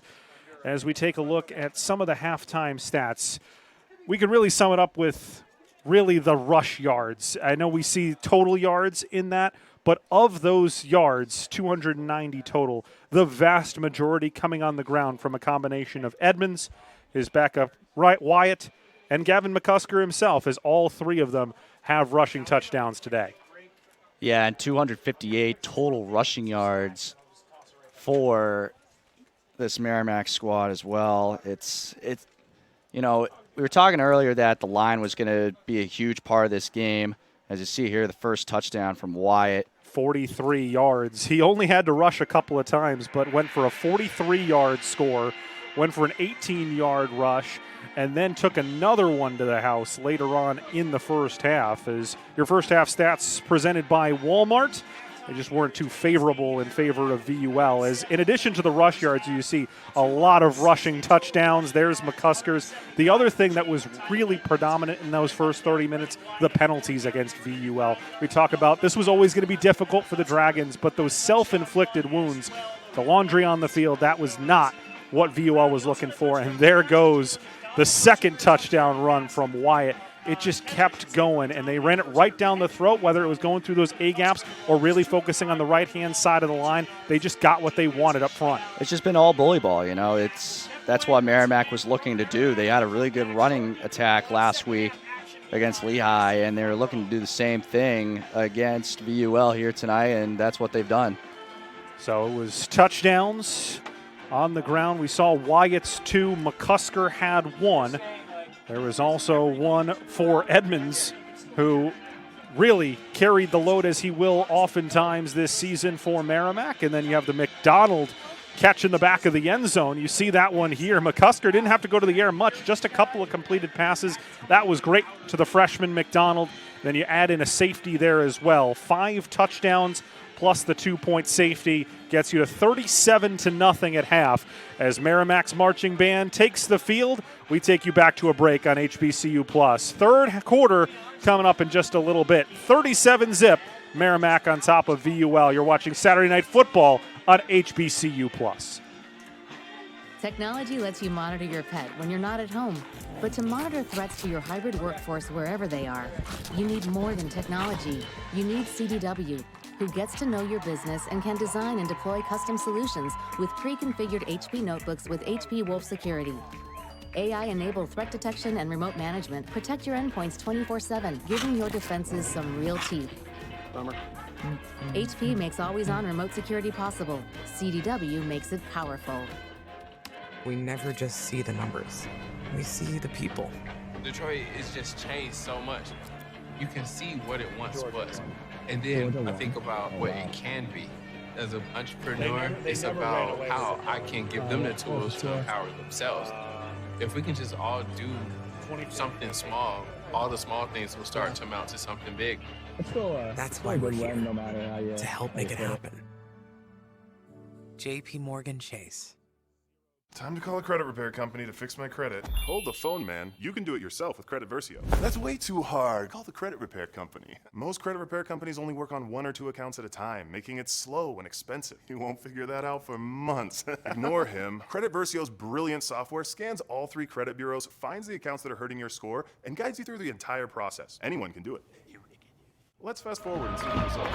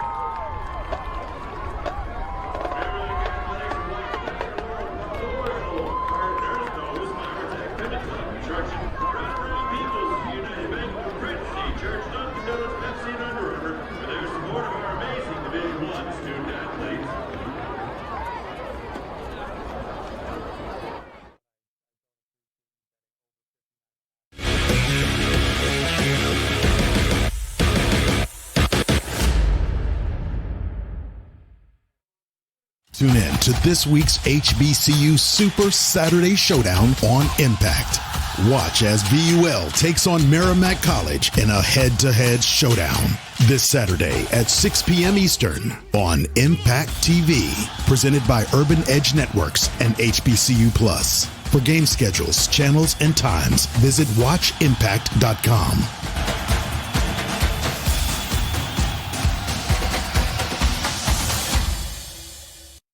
Following my mother's footsteps definitely led me to Shaw University.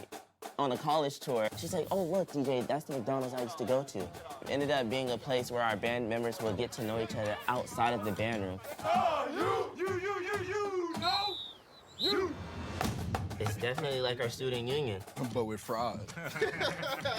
For our crew to go to that same McDonald's she went to, I wouldn't want it any other way. The American Diabetes Association has been here for more than 80 years. But we don't want to exist. We don't want diabetes to overtake us. To rob us. To break us. So we're standing tall. Pushing for affordable insulin. Lifting up people in need. And seeking a cure through research. Jones, 8 tackles. So we can end diabetes for good. Someday you won't need us. Until then, we fight. This all-new Aria is an elegant EV. Yeah, with 389 horsepower. And all-wheel drive. It's beautiful. It's a beast. It's electric. With an edge. Oh, let's go with that.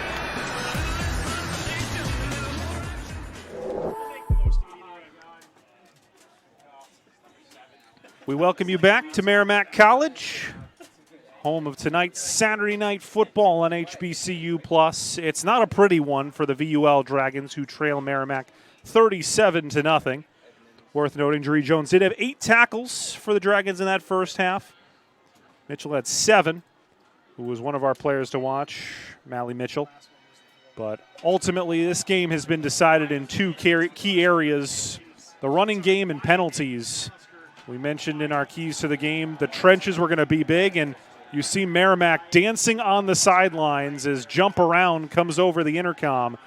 And other than an injury to the center, which you never want to see, this has been about as picture-perfect an evening for a Merrimack squad that was really looking forward to this one to rack up the first win of the year, and they are well on their way to doing so. Yeah, and like we said earlier on in this game, you know, this Merrimack team definitely had a certain edge to them. And when you go winless for a couple weeks, you're really hungry to get a win. And it's never mind the run game, just both sides of the ball. The defense has just been stellar there. Funny enough, there hasn't been a clear-cut defensive player of the night for Merrimack. There's no one really above 3 tackles. You got DJ Frazier, Danny Sims, Darrell Dora, all with 3 tackles. No one has really stood out on this defensive side for Merrimack, obviously besides Gary Roseman Jr. It was Roseman who came up with that interception. Turnovers were a story as well. 2 fumbles that were gobbled up by Merrimack. There was also a fumble out of the back of the end zone for a safety, the interception, and there were also 2 laterals that were thrown to the turf. They were live balls on both occasions. VUL was able to come up with it, but that's just been the way this game has gone, whether it's penalties or a little bit of poor decision-making. And ultimately, in a game where, as we've said, this is not necessarily an indictment on VUL. They were always going to be overmatched in this game, as they will against most of their opponents this season. This is an opportunity, one, to get some money for the school. You go play against a Division I opponent, you get exposure. There's a money contingent involved with it. So you're not coming here expecting to win, but you do hope, as you're probably going to see a lot of different players, including the second and even third stringers for Merrimack that you expect a different performance for VUL in the second half. Yeah, and at this point of the game, it's your time to shine. See who can step up to the plate. And who knows, maybe we see some of the backups for VUL really step up and maybe make this more of a competitive second half for all we know. VUL obviously down from Lynchburg, Virginia. For those of you that have continued to watch, despite the scoreline, thank you. We appreciate you, and we know that this team appreciates you. This network appreciates you. 30 minutes. Can VUL at least get some points on the scoreboard, get some stops? And as we've been talking about, we likely will go very far down the depth chart tonight and see some young men who they don't care what the scoreline is. They just want to go out there and play some football at the competitive level. And that's why, even though these games can be difficult to watch, they can be difficult to call, there is still a lot of positive that can come out of it. Yeah, and I kind of spoke upon this during the first half. At this point of the game, this is also a time for you to possibly work on some things that you're going to be looking on Monday during film and Tuesday when you actually get going into the full speed of practice again. As Liam Davis will kick this ball left to right, VUL will get the ball to start the second half, and that one is going to go through the end zone. So VUL, white uniforms with dark blue pants, white helmets with the blue stripe across the top, black numbers trimmed in that powder blue on the back with the big V along the helmet. We'll attack the end zone off to our left to start this third quarter. Going up against Merrimack in the gold pants, blue tops, gold numbers, and black helmets with MC emblazoned alongside those helmets. We saw 3 quarterbacks in the first half for Coach Newman and VUL. Stewart started, took a couple of drives. Brooks also took 2 drives and then turned things over to Nico Cleaves. And it is Cleaves, number 13 in white, who has 3 in his backfield, himself included. Gives it off to the halfback, who's downed behind the line of scrimmage. And this time it's not penalty, but it is still behind the sticks on second down. Another point I kind of want to get across here for Merrimack as well. Last week, 1 for 14 on third down. That was another part of their offensive struggles, was their third down efficiency. Today, obviously not facing a ton of third downs. They went 2 for 6, which is definitely a lot better than 1 for 14. I will say, though, when VUL was able to get it to third down, is Cleaves went where the option. He went with the keep. He actually looked like he was going to try and pitch it. Thank goodness he didn't. That would have been disastrous. He'll be gobbled up again. It'll be 3rd and long. When VUL got Merrimack to third down yardage, that's when they dialed up the pressure. And we actually saw them get to McCusker a few times on those third down plays, including the absolute sandwich where Vince Wells Jr. came around unblocked on the high snap and went for the sack. So there have been some positive things. Woolsey, outstanding punting, 3 absolute booming punts, along with those third down defensive stands, but it's just been too many penalties and unable to stop in the trenches to allow that ground game for Merrimack to just take off on them. Cleaves put a pressure immediately, wrapped up close to the 11-yard line, and there was nothing that they could do to stop that. Combo sack that time. Not Tyvon Edmonds. It's the safety Dante Williams alongside Shabuka Aduaka, who came up for the combined sack. Yeah, only 3 down linemen for Merrimack, but they ended up sending 5, so they're showing that they're going to drop back in coverage with it being 3rd and long, but they end up sending the safety and the linebacker blitz there. So it is a solo sack, Dante Williams, as Aduaka came in at the end of that play, and you can see just a little bit of playful banter between the defensive coordinator for Merrimack as VUL will call a timeout here, their first of the second half. 4th and 12 coming up as Woolsey goes out there for another punt. But Merrimack, bigger, stronger, faster, and they're putting it on full display.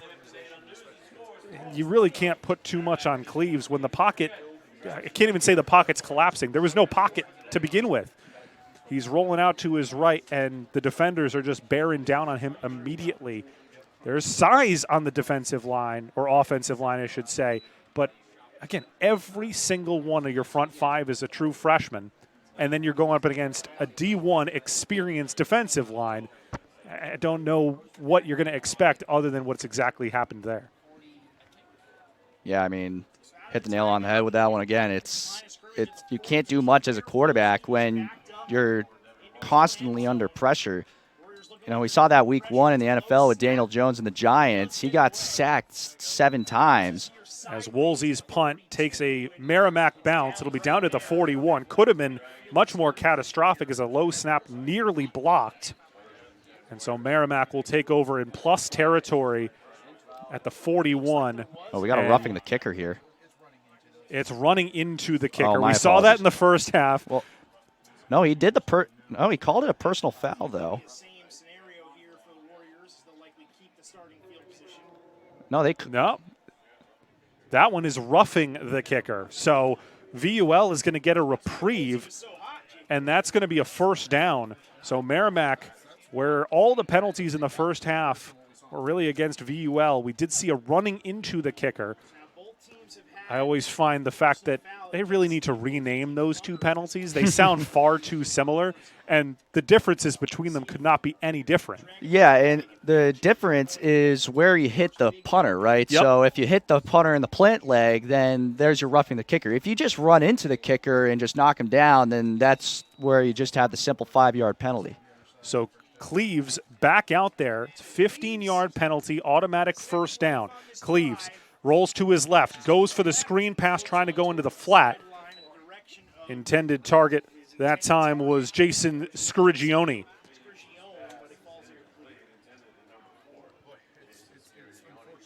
And it's, like I said, a lot of these throws, not bad ball placement at all. There was probably only 1 or 2 throws that I could think of. Obviously, the pick was one of them that wasn't really a great placement ball.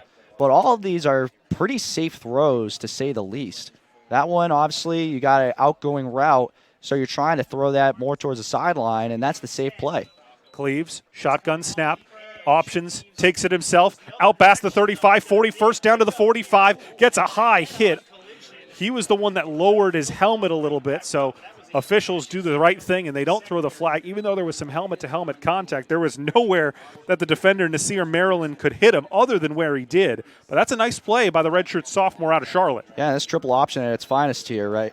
So you get the initial read, it's going to be a keep, and then your second read is how that outside linebacker or the corner, depending on who's crashing. Usually it's the outside linebacker, though. If he goes to the pitch guy, then you keep it, and that was perfectly executed there. So they've really gone to this triple option for Coach Newman's offense. As this time it's Cleves handing off to the running back Jalen Rembert. Feeling like old school Army-Navy. Navy, of course, under a new head coach this year. That was a big story in the early part of last offseason. They're still running that triple option, but it has not been nearly as effective under the new regime so far this season for the midshipmen. Hard count, shotgun snap, handoff, space to move on the right-hand side. Great offensive line work so far on this drive. That roughing the kicker penalty has given a little bit of life to this VOL offense. They're now in plus territory and trying to drive for their first points of the afternoon. And another thing, too, is VOL has gone with the silent count here, too, because of the amount of false starts that they've been giving up. So they go to the silent count. So now that everyone's on the same page here, they're able to run plays effectively like here. Went to Jacob Walker, the former Mercer Bear. Cleves, he's got to get out of there. He's in trouble. Rolling to his right, still on his feet, goes with the pass, and there's a heavy hit from behind as that one went in and out of the arms of his receiver. Well, Cleves, he's had some difficulties in this game, but we have seen him show some potential moving out of the pocket that, again, hasn't really existed for long, out to his right or to his left. He's trying to make something out of this. We've seen him use his legs to good effectiveness. Yeah, and props to him just hanging in there in general as well. And couldn't have said it any better, honestly. It's making plays with his legs, keeping the play alive, and that's sometimes all you got to do as a quarterback, especially a mobile one at that. Nothing doing that time up front. It was Rembert on the handoff. You saw coming off the field, that was Roberts. Brandon Roberts has been a menace. Number 50 for this defense is covered up a fumble, nearly covered up another one for a touchdown. That was the one that bounded out of the end zone for a safety. But the junior from Hagerstown, Maryland, has been a thorn in the side of VUL all night.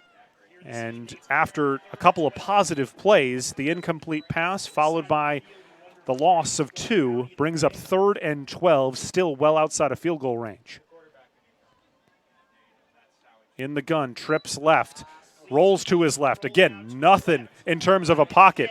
Cleaves got to the edge. He's going to get hit out of bounds short of the 30. He needed to get to the 27, and he didn't get there. Do have a flag over at the 49. And it's an offensive hold. So I'm guessing Merrimack's going to are they going to accept this? I mean, I would.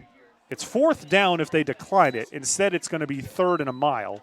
I'd rather 3rd and a mile if I'm Merrimack, because if you have 4th and 1, that gives VUL the opportunity to try to convert a 4th down opportunity, and that seems like what Merrimack might be going with here. But yeah, when you have, obviously the inexperienced O-line has been a common talking point, and when you got the D-line just blowing through the line like that, you're going to get someone held. Yeah, both your guards and your tackles are freshmen. Your sophomores, Jaden Williams, your center. But even your backup O-linemen are first-year and second-year players. Shows that there's a lot of growth potential, but a lot of immaturity too. Nice pass to the 40. An absolute rock along the sideline, as not letting him go any further than that was Josh Addo. Oh, no. And oh, that was a tough hit there. Yeah, it was. At the end, jeez. It was a nice catch, and as soon as he turns, Addo rocks him. Yeah, Addo not feeling good after that hit. So it becomes 4th and 8. Offense is staying out there. Why not? And are we going to get a timeout here? Yes. So timeout called by Merrimack.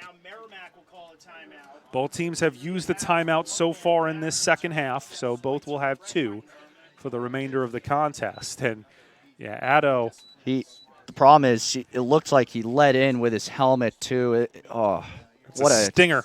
What a dangerous hit.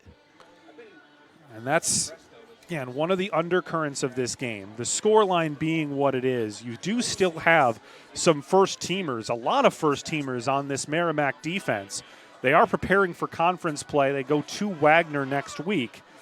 But Josh Addo, 6'2", 210-pounder from Minneapolis, you've already seen your center go down. And, again, you can't read into it. We are not doctors. We are anything but doctors. But taken off on a cart was first-string center and leader of this offense, Antonio Derry. Looks like Addo's up right now, thankfully. Yeah.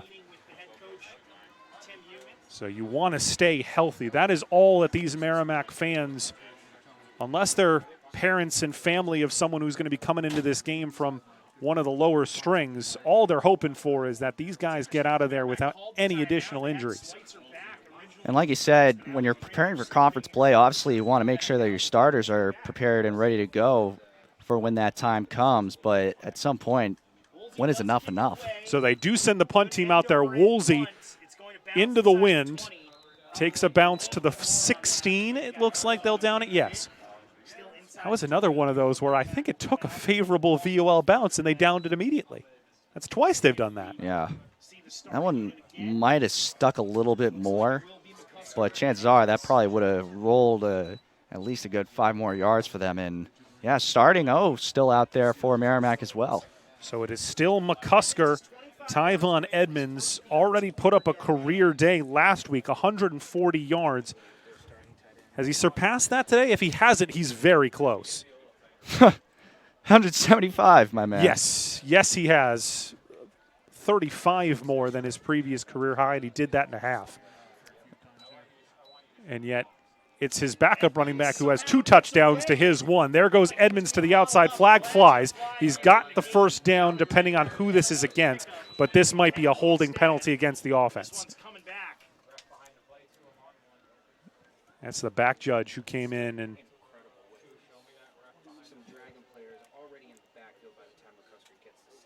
yeah, I think it's going to be 56 Cole Bigelow. couldn't hear the number, but regardless, it's 10 yards, and so it'll be backed up to second and I think this is going to be second and 18, as it's a half the distance penalty because we're inside the 20. So we'll see where they spot this ball. Regardless, this is long yardage situation. And for the rest of this half, we're really not going to be looking too much at the score other than to tell you what it is. These are the types of situations. It's 1st and a mile. VUL's got to make a stand on this first down play and force 2nd and long. And instead, it's Edmonds getting to the inside, taking that B gap, it looked like, between the guard and the tackle, and was able to pick up a handy chunk. And I think he's back to the original line. So 2nd and 10 after the 7-8 yard pickup. Still Edmonds goes to his right, cuts back onto his right leg to the left, and will pick up another 5-6 yards or so, bring up 3rd and manageable. Probably just going to give it right back to him. Sure enough, there he goes into the line, falls forward, and he might be a yard short. Yeah, they're marking him short here, but barely. And Edmonds slow to get up now. This is exactly what you do not want to see. You got to think this is his last drive. Yeah, it has to be. And right now they're sending the punt unit out too. So 4th and 1, up 37. Yes, you want to potentially try some things, but that would be a little bit cruel if you run 4th and 1 at a 37-0 scoreline. And I think even though he's been amazing today, even I probably don't want to see too much Tyvon Edmonds in there for his sake. The punt is away. Line drive punt. Takes a hop at the 32, and wow, this one's going to go all the way down to the 12. That ball was originally snapped around the 30-yard line. So that's basically a 65-yard punt from where he actually kicked it.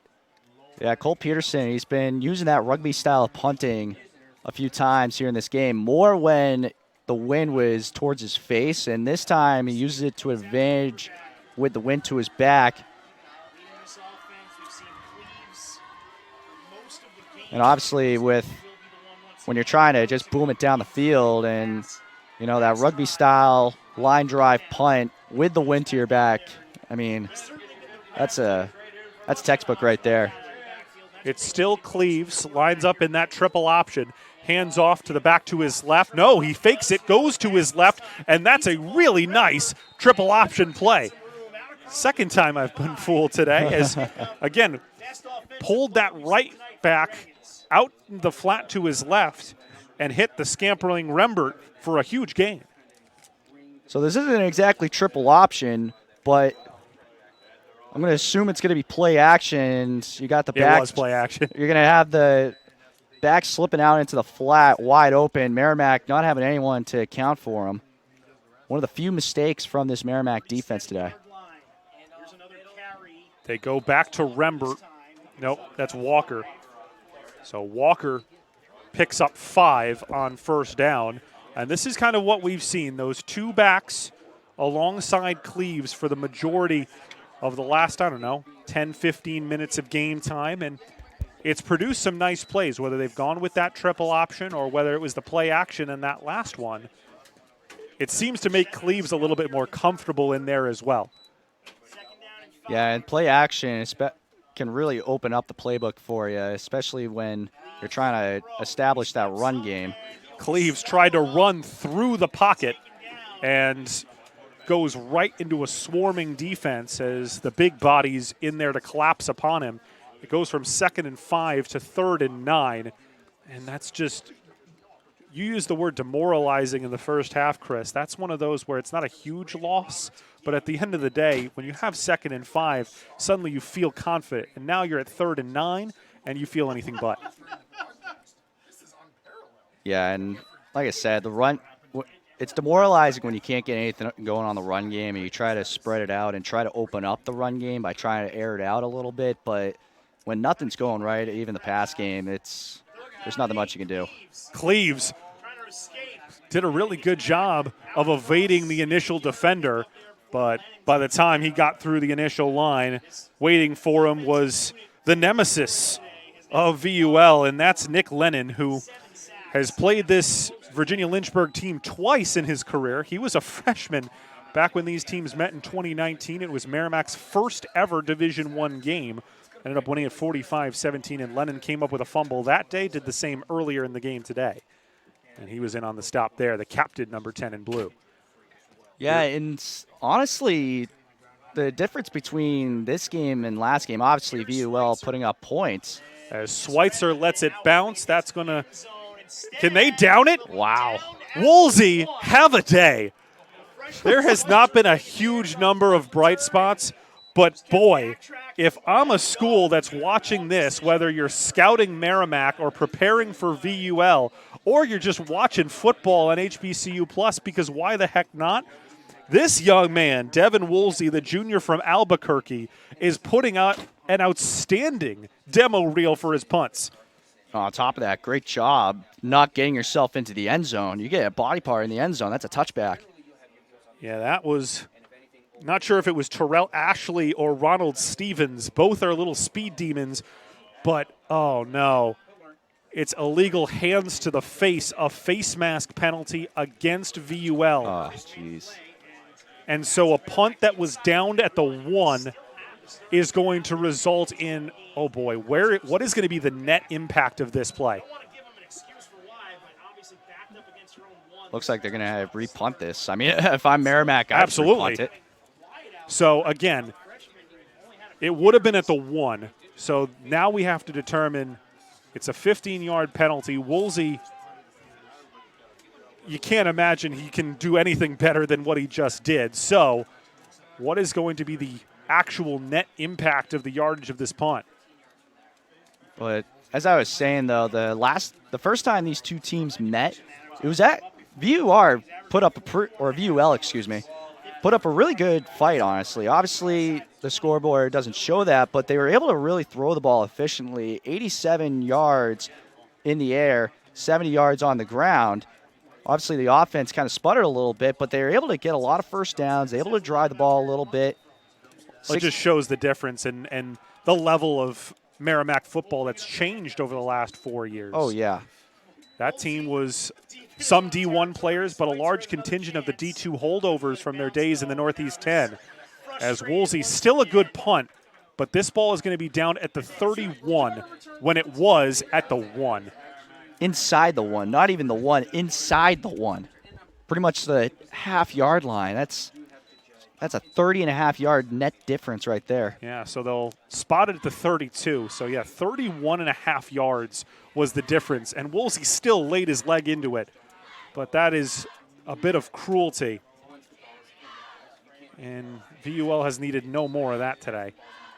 But still, they have put up a donut in the first 10 minutes. Merrimack still leads at 37-0. That was our score at the half. Can't believe the starters are still out. It's gutsy from Coach Dan Curran, to say the least. Hands off, and Edmonds stumbles forward, tripped up at the line, and falls forward for a gain of 7, or gain of 3, 2nd and 7. You got to think that they're going to pull the starters at the start of the fourth quarter at this point. And keeping the starters in for the third was kind of just to make sure that this game stayed out of reach. This is one of those decisions where if nothing happens and no one gets hurt, you never think about this ever again. But if something goes wrong, then it's the only thing that people will talk about for the entire week. Yeah, exactly. Wagner's probably sitting back watching this game. They had the early game today. They were the only team that in the NEC who played a conference game today, as they took on Sacred Heart in Fairfield. Those are the next two opponents, both on the road for Merrimack. Central Connecticut was at Kent State. LIU had a really tough matchup against the Baylor Bears, and even a undermanned Baylor team is still a mighty task for anyone out of the NEC. You mentioned Stonehill beat Georgetown. That was a non-conference game. Wagner at Sacred Heart, St. Francis U at Delaware, and Duquesne at Coastal Carolina tonight on the Teal Field down at the home of the Chanticleers. That was very close to a late hit out of bounds. Yeah, smart play. Don't do anything stupid. Just play it safe. Get some yards.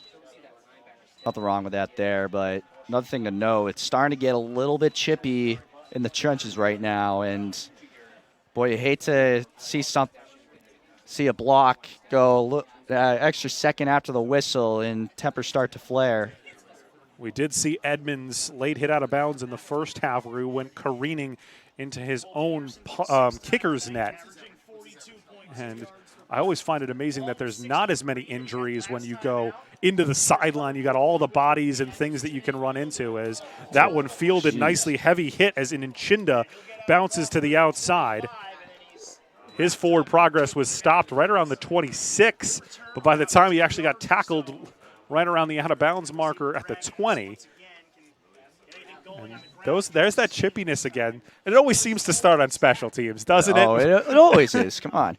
A lot of time, special teams, you got to usually your second or third stringers on the special teams unit, and that's their opportunity to show out. So obviously they're going to be going 100%. Special teams, those are your dogs, right? Yep. Those are your dogs. Those are the guys that are willing to lay it on the line, especially on the kickoff unit and whatnot.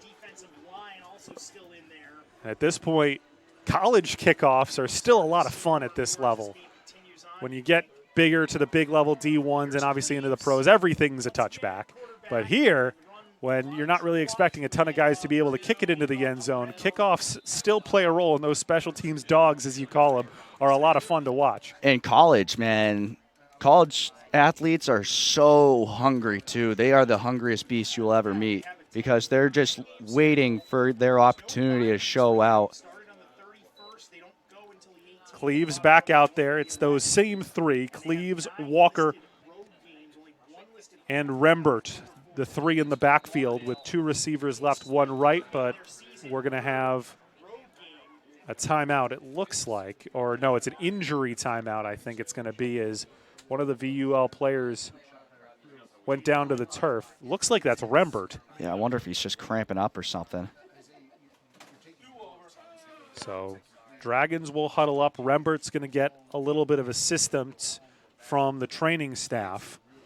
VUL continues this mighty long road trip. They'll head back to Lynchburg, but then they will return back to the Northeast next week, a little bit further south of here, where they will take on Robert Morris. Just one home game on the schedule for these Dragons. They will take on Fort Lauderdale at 1 p.m. on October 14th, but a 6-game road trip to start, 4-game road trip to finish the season. And that's always tough, especially for young guys, college students, college athletes, when all but one game, all of your games besides one are on the road. That's so tough. And as a football player, no one travels comfortably. No. When you got to get all the equipment. You're probably taking a bus. If you take a flight, a lot of these big guys out there, you don't fit on a plane. I don't fit on a plane nowadays, let alone these big offensive and defensive linemen that these teams carry. But it's a lot of long bus trips. It's a lot on the equipment managers. It's fun. You look at the entire list of staff here, and we talk about Tim Newman. But basically every single person on a staff at the NCCAA level, they're equipment managers. Everybody's got to get these guys to the game, and that's sometimes even more challenging than the game itself. As look at that, 4 guys for Merrimack in the offensive backfield to wrap up Cleves, who is left out to dry. He's down for a big loss. It's 3rd and 13. Yeah, I don't know why he didn't just go for the flat here. As a quarterback, one of the biggest jobs as a quarterback is to get it to your skill guys and have them make the plays. And granted, we've seen him make a ton of plays here, but you also got to be able to facilitate it and make other guys account for a lot of these yards. Inside the final 100 seconds of this third quarter, Cleves, one-man backfield, rolls right. That back gave him some blocking, but he almost threw it away. Very, very close to what would have been the second interception. As that time closest in coverage, that's Josh Addo, who we saw lay the hit at the other end of the field earlier in this quarter, still out there trying to lay out for the INT.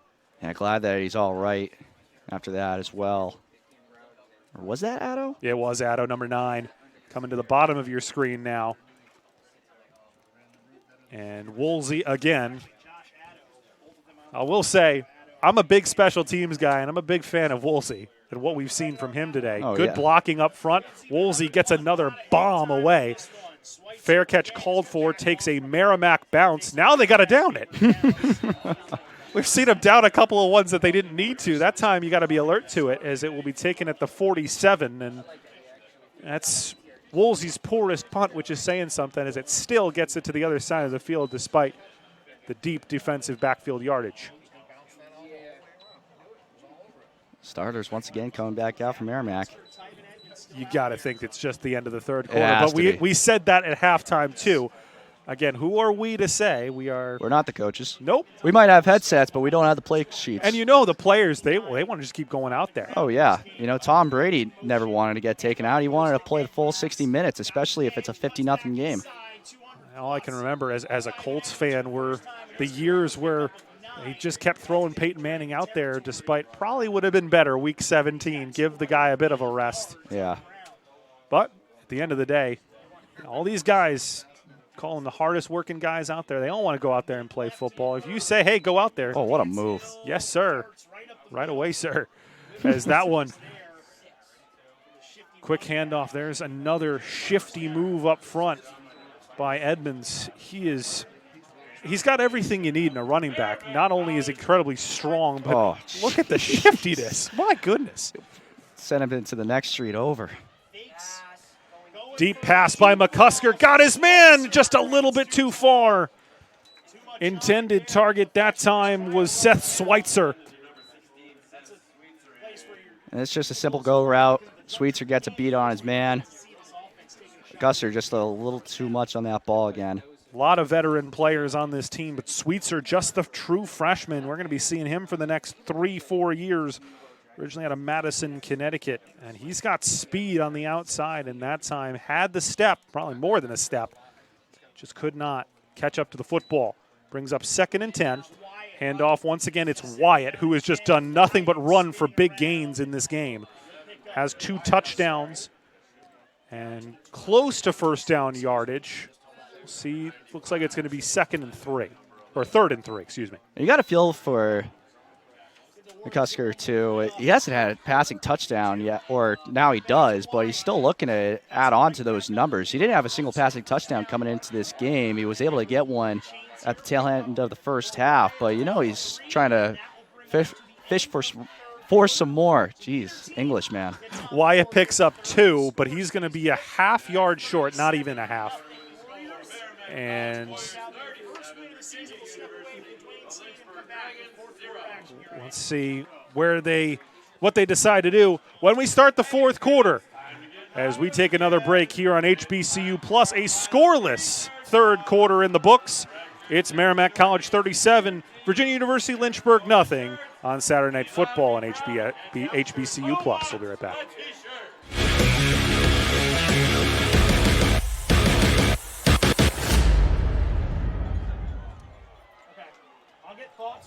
From now on, it's all about us. It was Dante Williams that laid that huge hit, actually. Not Addo. First home. They told you to I'm pretty sure it was number 3. Then turned you away. Boy, it was Addo down here. Come back when you're ready. You said it was 9. We're ready. Was it now? 9? I know we're going to make it. I could have sworn it was 3, but Thousands of Americans. Yeah, it really doesn't matter. Who never had a bank account before improved their lives with Hope Credit Union. You can too. Brighter futures begin with Hope. This is how it starts. That with the 2023 McDonald's Change Leaders. 10 young black visionaries who've started something legendary. That's John Perry. They're challenging what you think you know. They're speaking the up, offense out showing there up, and loving up on our communities. Because they know when you start something, you can change everything. Meet the 2023 McDonald's Change Leaders. Find out what they're up to at mcdchangeleaders.com. They moved the chains. It's 1st and 10, and it's John Perry who comes in at quarterback for Merrimack as they do go away from the starters. It's still Wyatt in there, second-string running back who has certainly put up first-string numbers tonight, who takes the handoff and rolls to the outside. But our first time that we see a new quarterback in there, and we'll see what Perry can do. 5'10 junior from Sugar Land, Texas, who gets his first action of the evening, and first action, I believe, of his Merrimack career as well, as he has not played as either a first-year or second-year for Merrimack. Perry hands it off once again to Wyatt. Gets across the sticks once again inside the 20 to the red zone. No score in that third quarter. All 37 points coming in the first half for Merrimack, as now they take their starters out, but more of the same. Stay it on the ground and pick up first down yardage. See if they have Perry air it out at some point in this game if he stays in the rest of the way. Well, you know he wants to throw a touchdown pass. Of course. You kidding me? Who wouldn't? Yeah, he's not in there to say, all right, I want to just keep handing off to the running back. He's like, give me one shot. I'm a quarterback, for gosh sakes. Let me free. Let me be free. Oh, what's the line? The Will Ferrell line. I can't think. I'm a peacock. Or no, that's Mark Wahlberg. Excuse me. All right, well, to be fair, the Wahlbergs are a lot more fondly thought of in this area. Here just outside of Boston. Wahlbergs are a staple here in New England.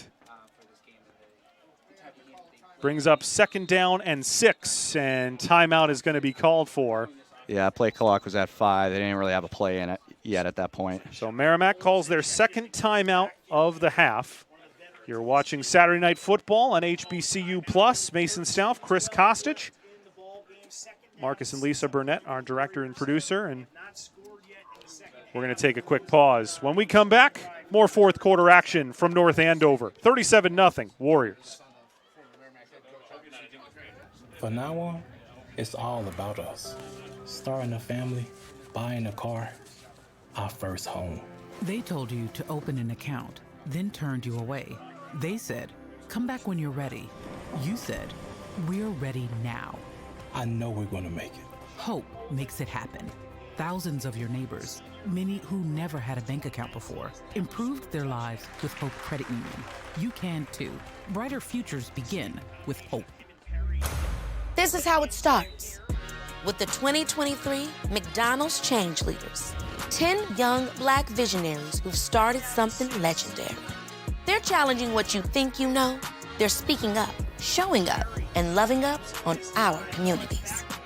Because they know when you start something, you can change everything. Meet the 2023 McDonald's Change Leaders. Find out what they're up to at mcdchangeleaders.com. As we come out of the break, Perry went for a 1-yard run. Brings up 3rd down and 5. Hands off to Shaka Mowalas. And Shaka takes it inside the 10. Gets 1st and goal. And just like the young and hungry Perry, who's trying for his first passing touchdown, you see that was the 1-yard run that we missed coming out of the break. There's Shaka Mowalas, who has not scored a touchdown in his Warrior career, coming out of the backfield and getting it close to the end zone. 1st and 10, or sorry, 1st and goal. Ball spotted. Looks like it's going to be at the 6.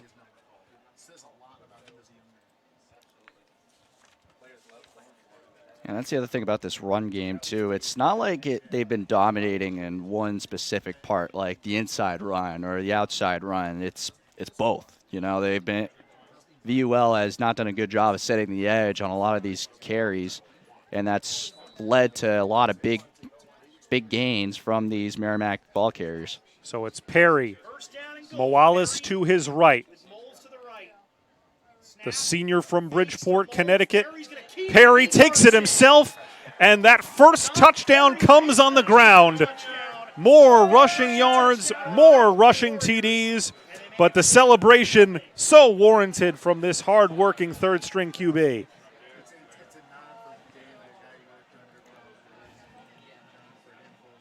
It's a good fake to Mowalas, too, and then takes it in untouched. Look at everybody blocking up front, cuts back to the left, and that's a moment in a game that most people will never remember. It's one he'll never forget. Yeah, this is what we call a nice little QB counter here. You got the little play fake to the running back and the lineman doing the rest here. Oh, look at that little finish right there. Extra point is good. 44-0. So no points in the third quarter for either squad. But doesn't matter which team you're rooting for in this one. It always brings a smile to your face when you see a player that has never had a chance to see pay dirt get to the end zone, and John Perry III. Or John Perry Jr., excuse me. There's a lot of juniors, a lot of the thirds on this roster. He's a junior. Well, you got Trey Jordan III, you got Tommy McKay McCoy III, excuse me. Tyvon Edmonds Jr. John Perry Jr. Nate Polanika Jr. A lot of young men doing their fathers proud. And in some cases, grandfathers as well. And so 44-0 is the score. 12:28 to play in this one. Can VUL at least put something up on the scoreboard? That's the point of the game where we're at now, where they're not going to go as deeper into the depth chart because they have a smaller roster than Merrimack does. But I mean, if you want to go deep enough where you have your third quarterback playing, I mean, it's true. The hard part is you don't necessarily want to go too much deeper into your lines, as they've struggled enough as it is, and you don't want to put anybody in jeopardy. But at the same time, there's plenty of players over there for VUL who, again, they weren't expecting to come in and win this game. They just want to play football at a high level, test their mettle. Some of these guys played at the Division I level and have transferred here to VUL, trying to rejuvenate their careers. This is, for many, a stop along the path. For some, it is the end of the path, an opportunity to play football for one more year before going on to professional careers. And that's what a lot of these HBCUs do, is they prepare these young men for the greater working world and to go on to make a real impact beyond the football field. You know, obviously Deion Sanders over at Jackson State really put the HBCUs He on certainly the map did at too. Jackson State. What a job he did over there. And College game day there this morning, and an opportunity against their arch rivals in Colorado State at 10 Eastern tonight. But it's almost disappointing that it took that long for the HBCUs to really be put on the map at that level. But what Coach Prime and Shadur Sanders did last year and the year before at Jackson State, truly remarkable. And that's the other thing. So many of those HBCU players ended up transferring into Colorado and followed Coach Prime to Colorado. And the biggest thing about this Colorado team is that they're proving there is talent everywhere, right? Obviously, you know, one of the players that I think of talent comes from anywhere is Carson Wentz. Obviously, Carson Wentz isn't the player they used to be, but drafting a quarterback first, second overall in the NFL draft out of an FCS school is almost unheard of. Another one, Jerry Rice, another HBCU guy. Yeah, and there's going to be plenty of HBCU matchups remaining on the calendar for Virginia Lynchburg. They'll take on Delaware State, South Carolina State. Obviously, they will face off against fellow NCCA opponent Fort Lauderdale in their lone home game. But as there's an injured Warrior down on the field, and is, again, the last thing that you want to see in a game like this.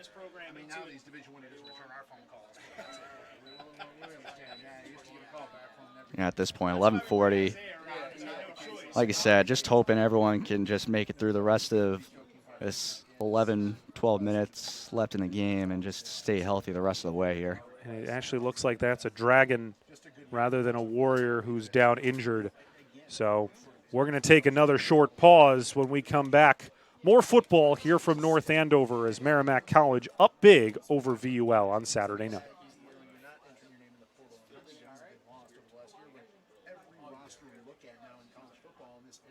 Nope, not going in, not going to drown today. Fixing your credit score can be scary, but with Credit Versio, we take the fear out of it. Okay, you can do this. Be brave. Don't cry again. Hey, this isn't too bad. Credit Versio helps dispute negative marks on your credit using our state-of-the-art technology that guides you every step of the way. It's never been easier to fix your credit and increase your credit score. Seriously, you can do this. Visit creditversio.com right now to get started.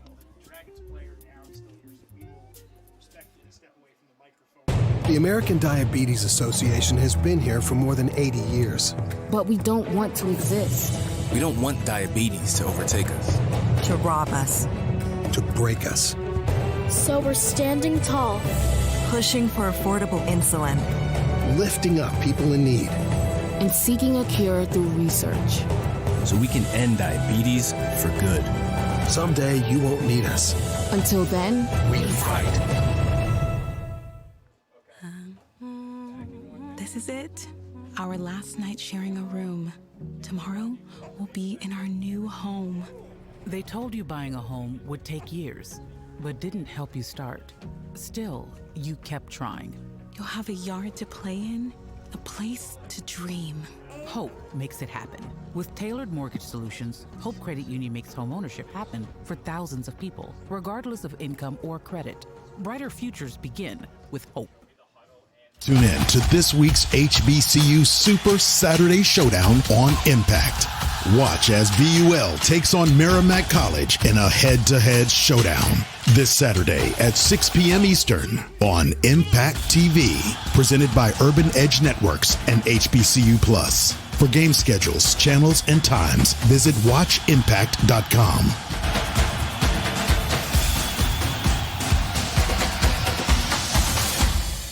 We're back here, and you see the Merrimack huddle. This stadium has gone eerily silent as a VUL player down. I believe it is Zahir Davis. We'll confirm that as soon as the individuals tending to the young man clear out. But this is certainly sobering scenes and a reminder of just how unpredictable, but sometimes football is predictable in that injuries happen, and some of them are serious. So this is in a game where the result has been determined for quite some time. Now, just as we saw a starting player for Merrimack carted off earlier, now a VUL player will be taken off the field on a stretcher. Can't speculate. You just kind of stand there and hope. That's all you really can do. And Chris, you've played this game for many, many years. You know this happens. You know this is a risk, but you never respond to it any other way than stunned silence. That's a perfect way to really describe it. I mean, I can only imagine what the guys on VUL is feeling right now. It's when your brother is on the ground like this in a situation like we're seeing right now, it's tough. It's really tough. I really don't have much to say about it. It's like you said, it leaves someone like me speechless. It's going to leave a lot of guys speechless.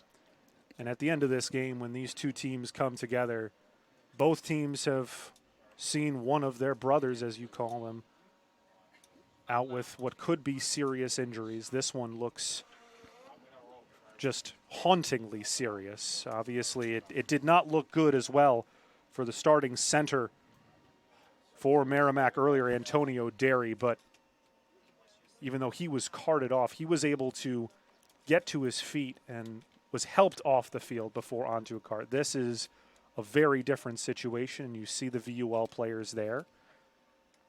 And there's not much more that can be said. And this is the humbling part of this great sport that we all love. It is violent, and it is sometimes tragic.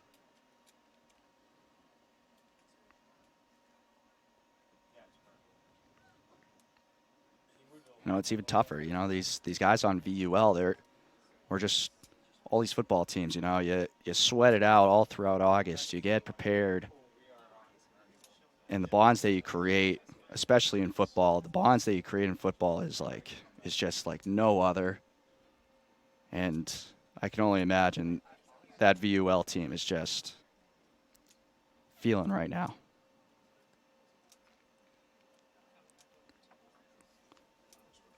Not much more that either Chris or I can add as these players continue to watch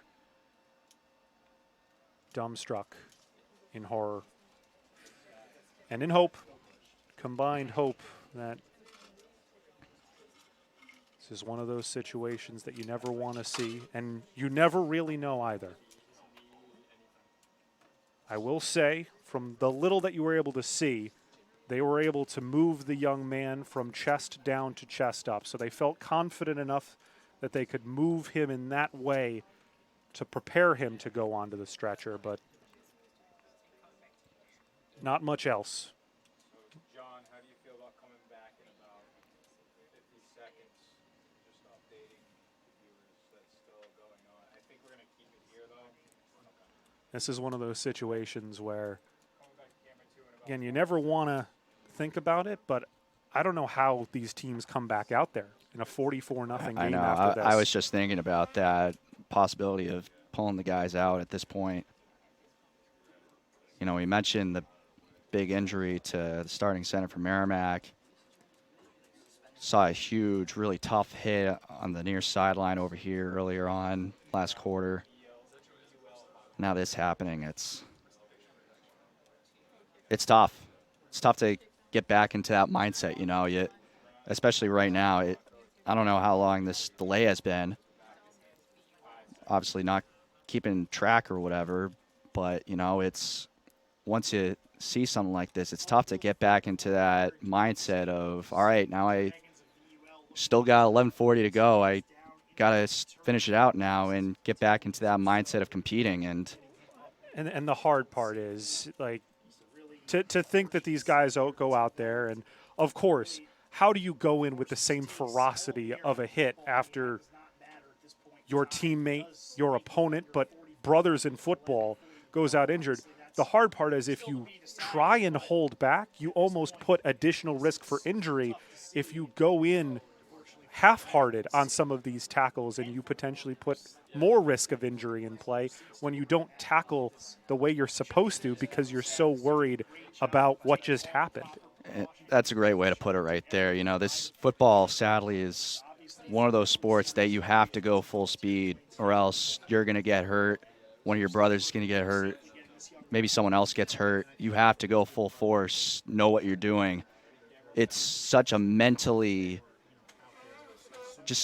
it's so much. It is backwards, though. Yeah. It's backwards to think that I have to hit hard to avoid injury. Sometimes hitting hard causes injury, but if you don't go full force, it is true that the risk of injury increases, and obviously the more that this goes on, the more you think of the Damar Hamlin situation. Different, but in terms of how that brought a catastrophic injury to the forefront, I mean, we've seen catastrophic injuries before, but I do feel like the approach and the way that people think about football injuries changed on that night in terms of this is serious. These young men put themselves and their lives on the line literally with every single play. And 99 times out of 100, nothing happens. And then the one time it does, you get this. Yeah, and in the years that I've played, I've seen some gruesome things happen, gruesome hits, gruesome injuries, and some of those being in the first quarter. And I can't even fathom how we were able to go out and play the rest of the game after seeing something horrific like that. It's right now in the fourth quarter too. We were just talking about the possibility of just pulling these guys this late in this spot of the game. And I'm gonna, for the moment, because I don't really think there's much more that we can say. This is not to detract from the seriousness, but just to, again, what more can we say? I'm going to try and give you a game summary here, which seems heartless, but what else can we do? What else can we say? This is one of those things where the more we talk, the less meaning the words that we say have. So it is difficult. It's crazy to think that this was a game that was so focused on the running backs and how amazing Tyvon Edmonds did. He's still probably going to be our player of the game. Right now, Tyvon Edmonds wants to go hug his teammates and probably go hug his family because that's the situation you're in here. But hundreds of yards on the ground, all these rushing touchdowns, and all this positivity that was just brought down low right here. So we're going to take another break. We do thank you so much for staying with us in this very, very disheartening situation, but we give our best to VUL, to the young man down on the field, and we'll be back in just a moment. You're watching Saturday Night Football on HBCU+.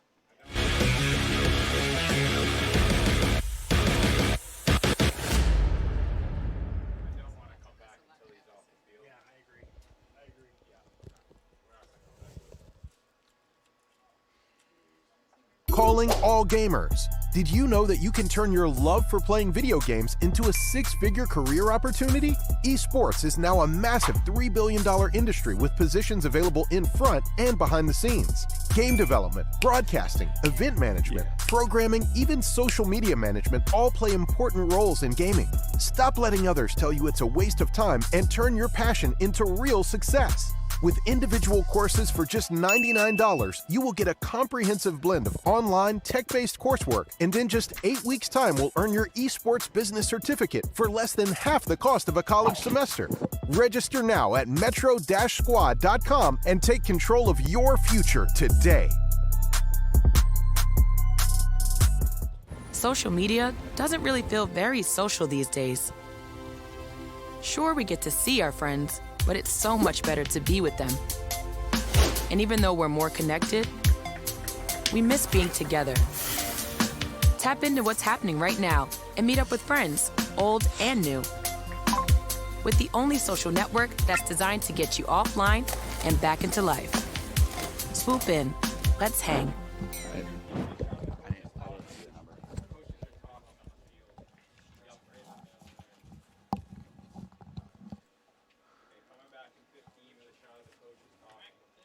You see the young man for VUL who, again, we did not get a clear look at the number.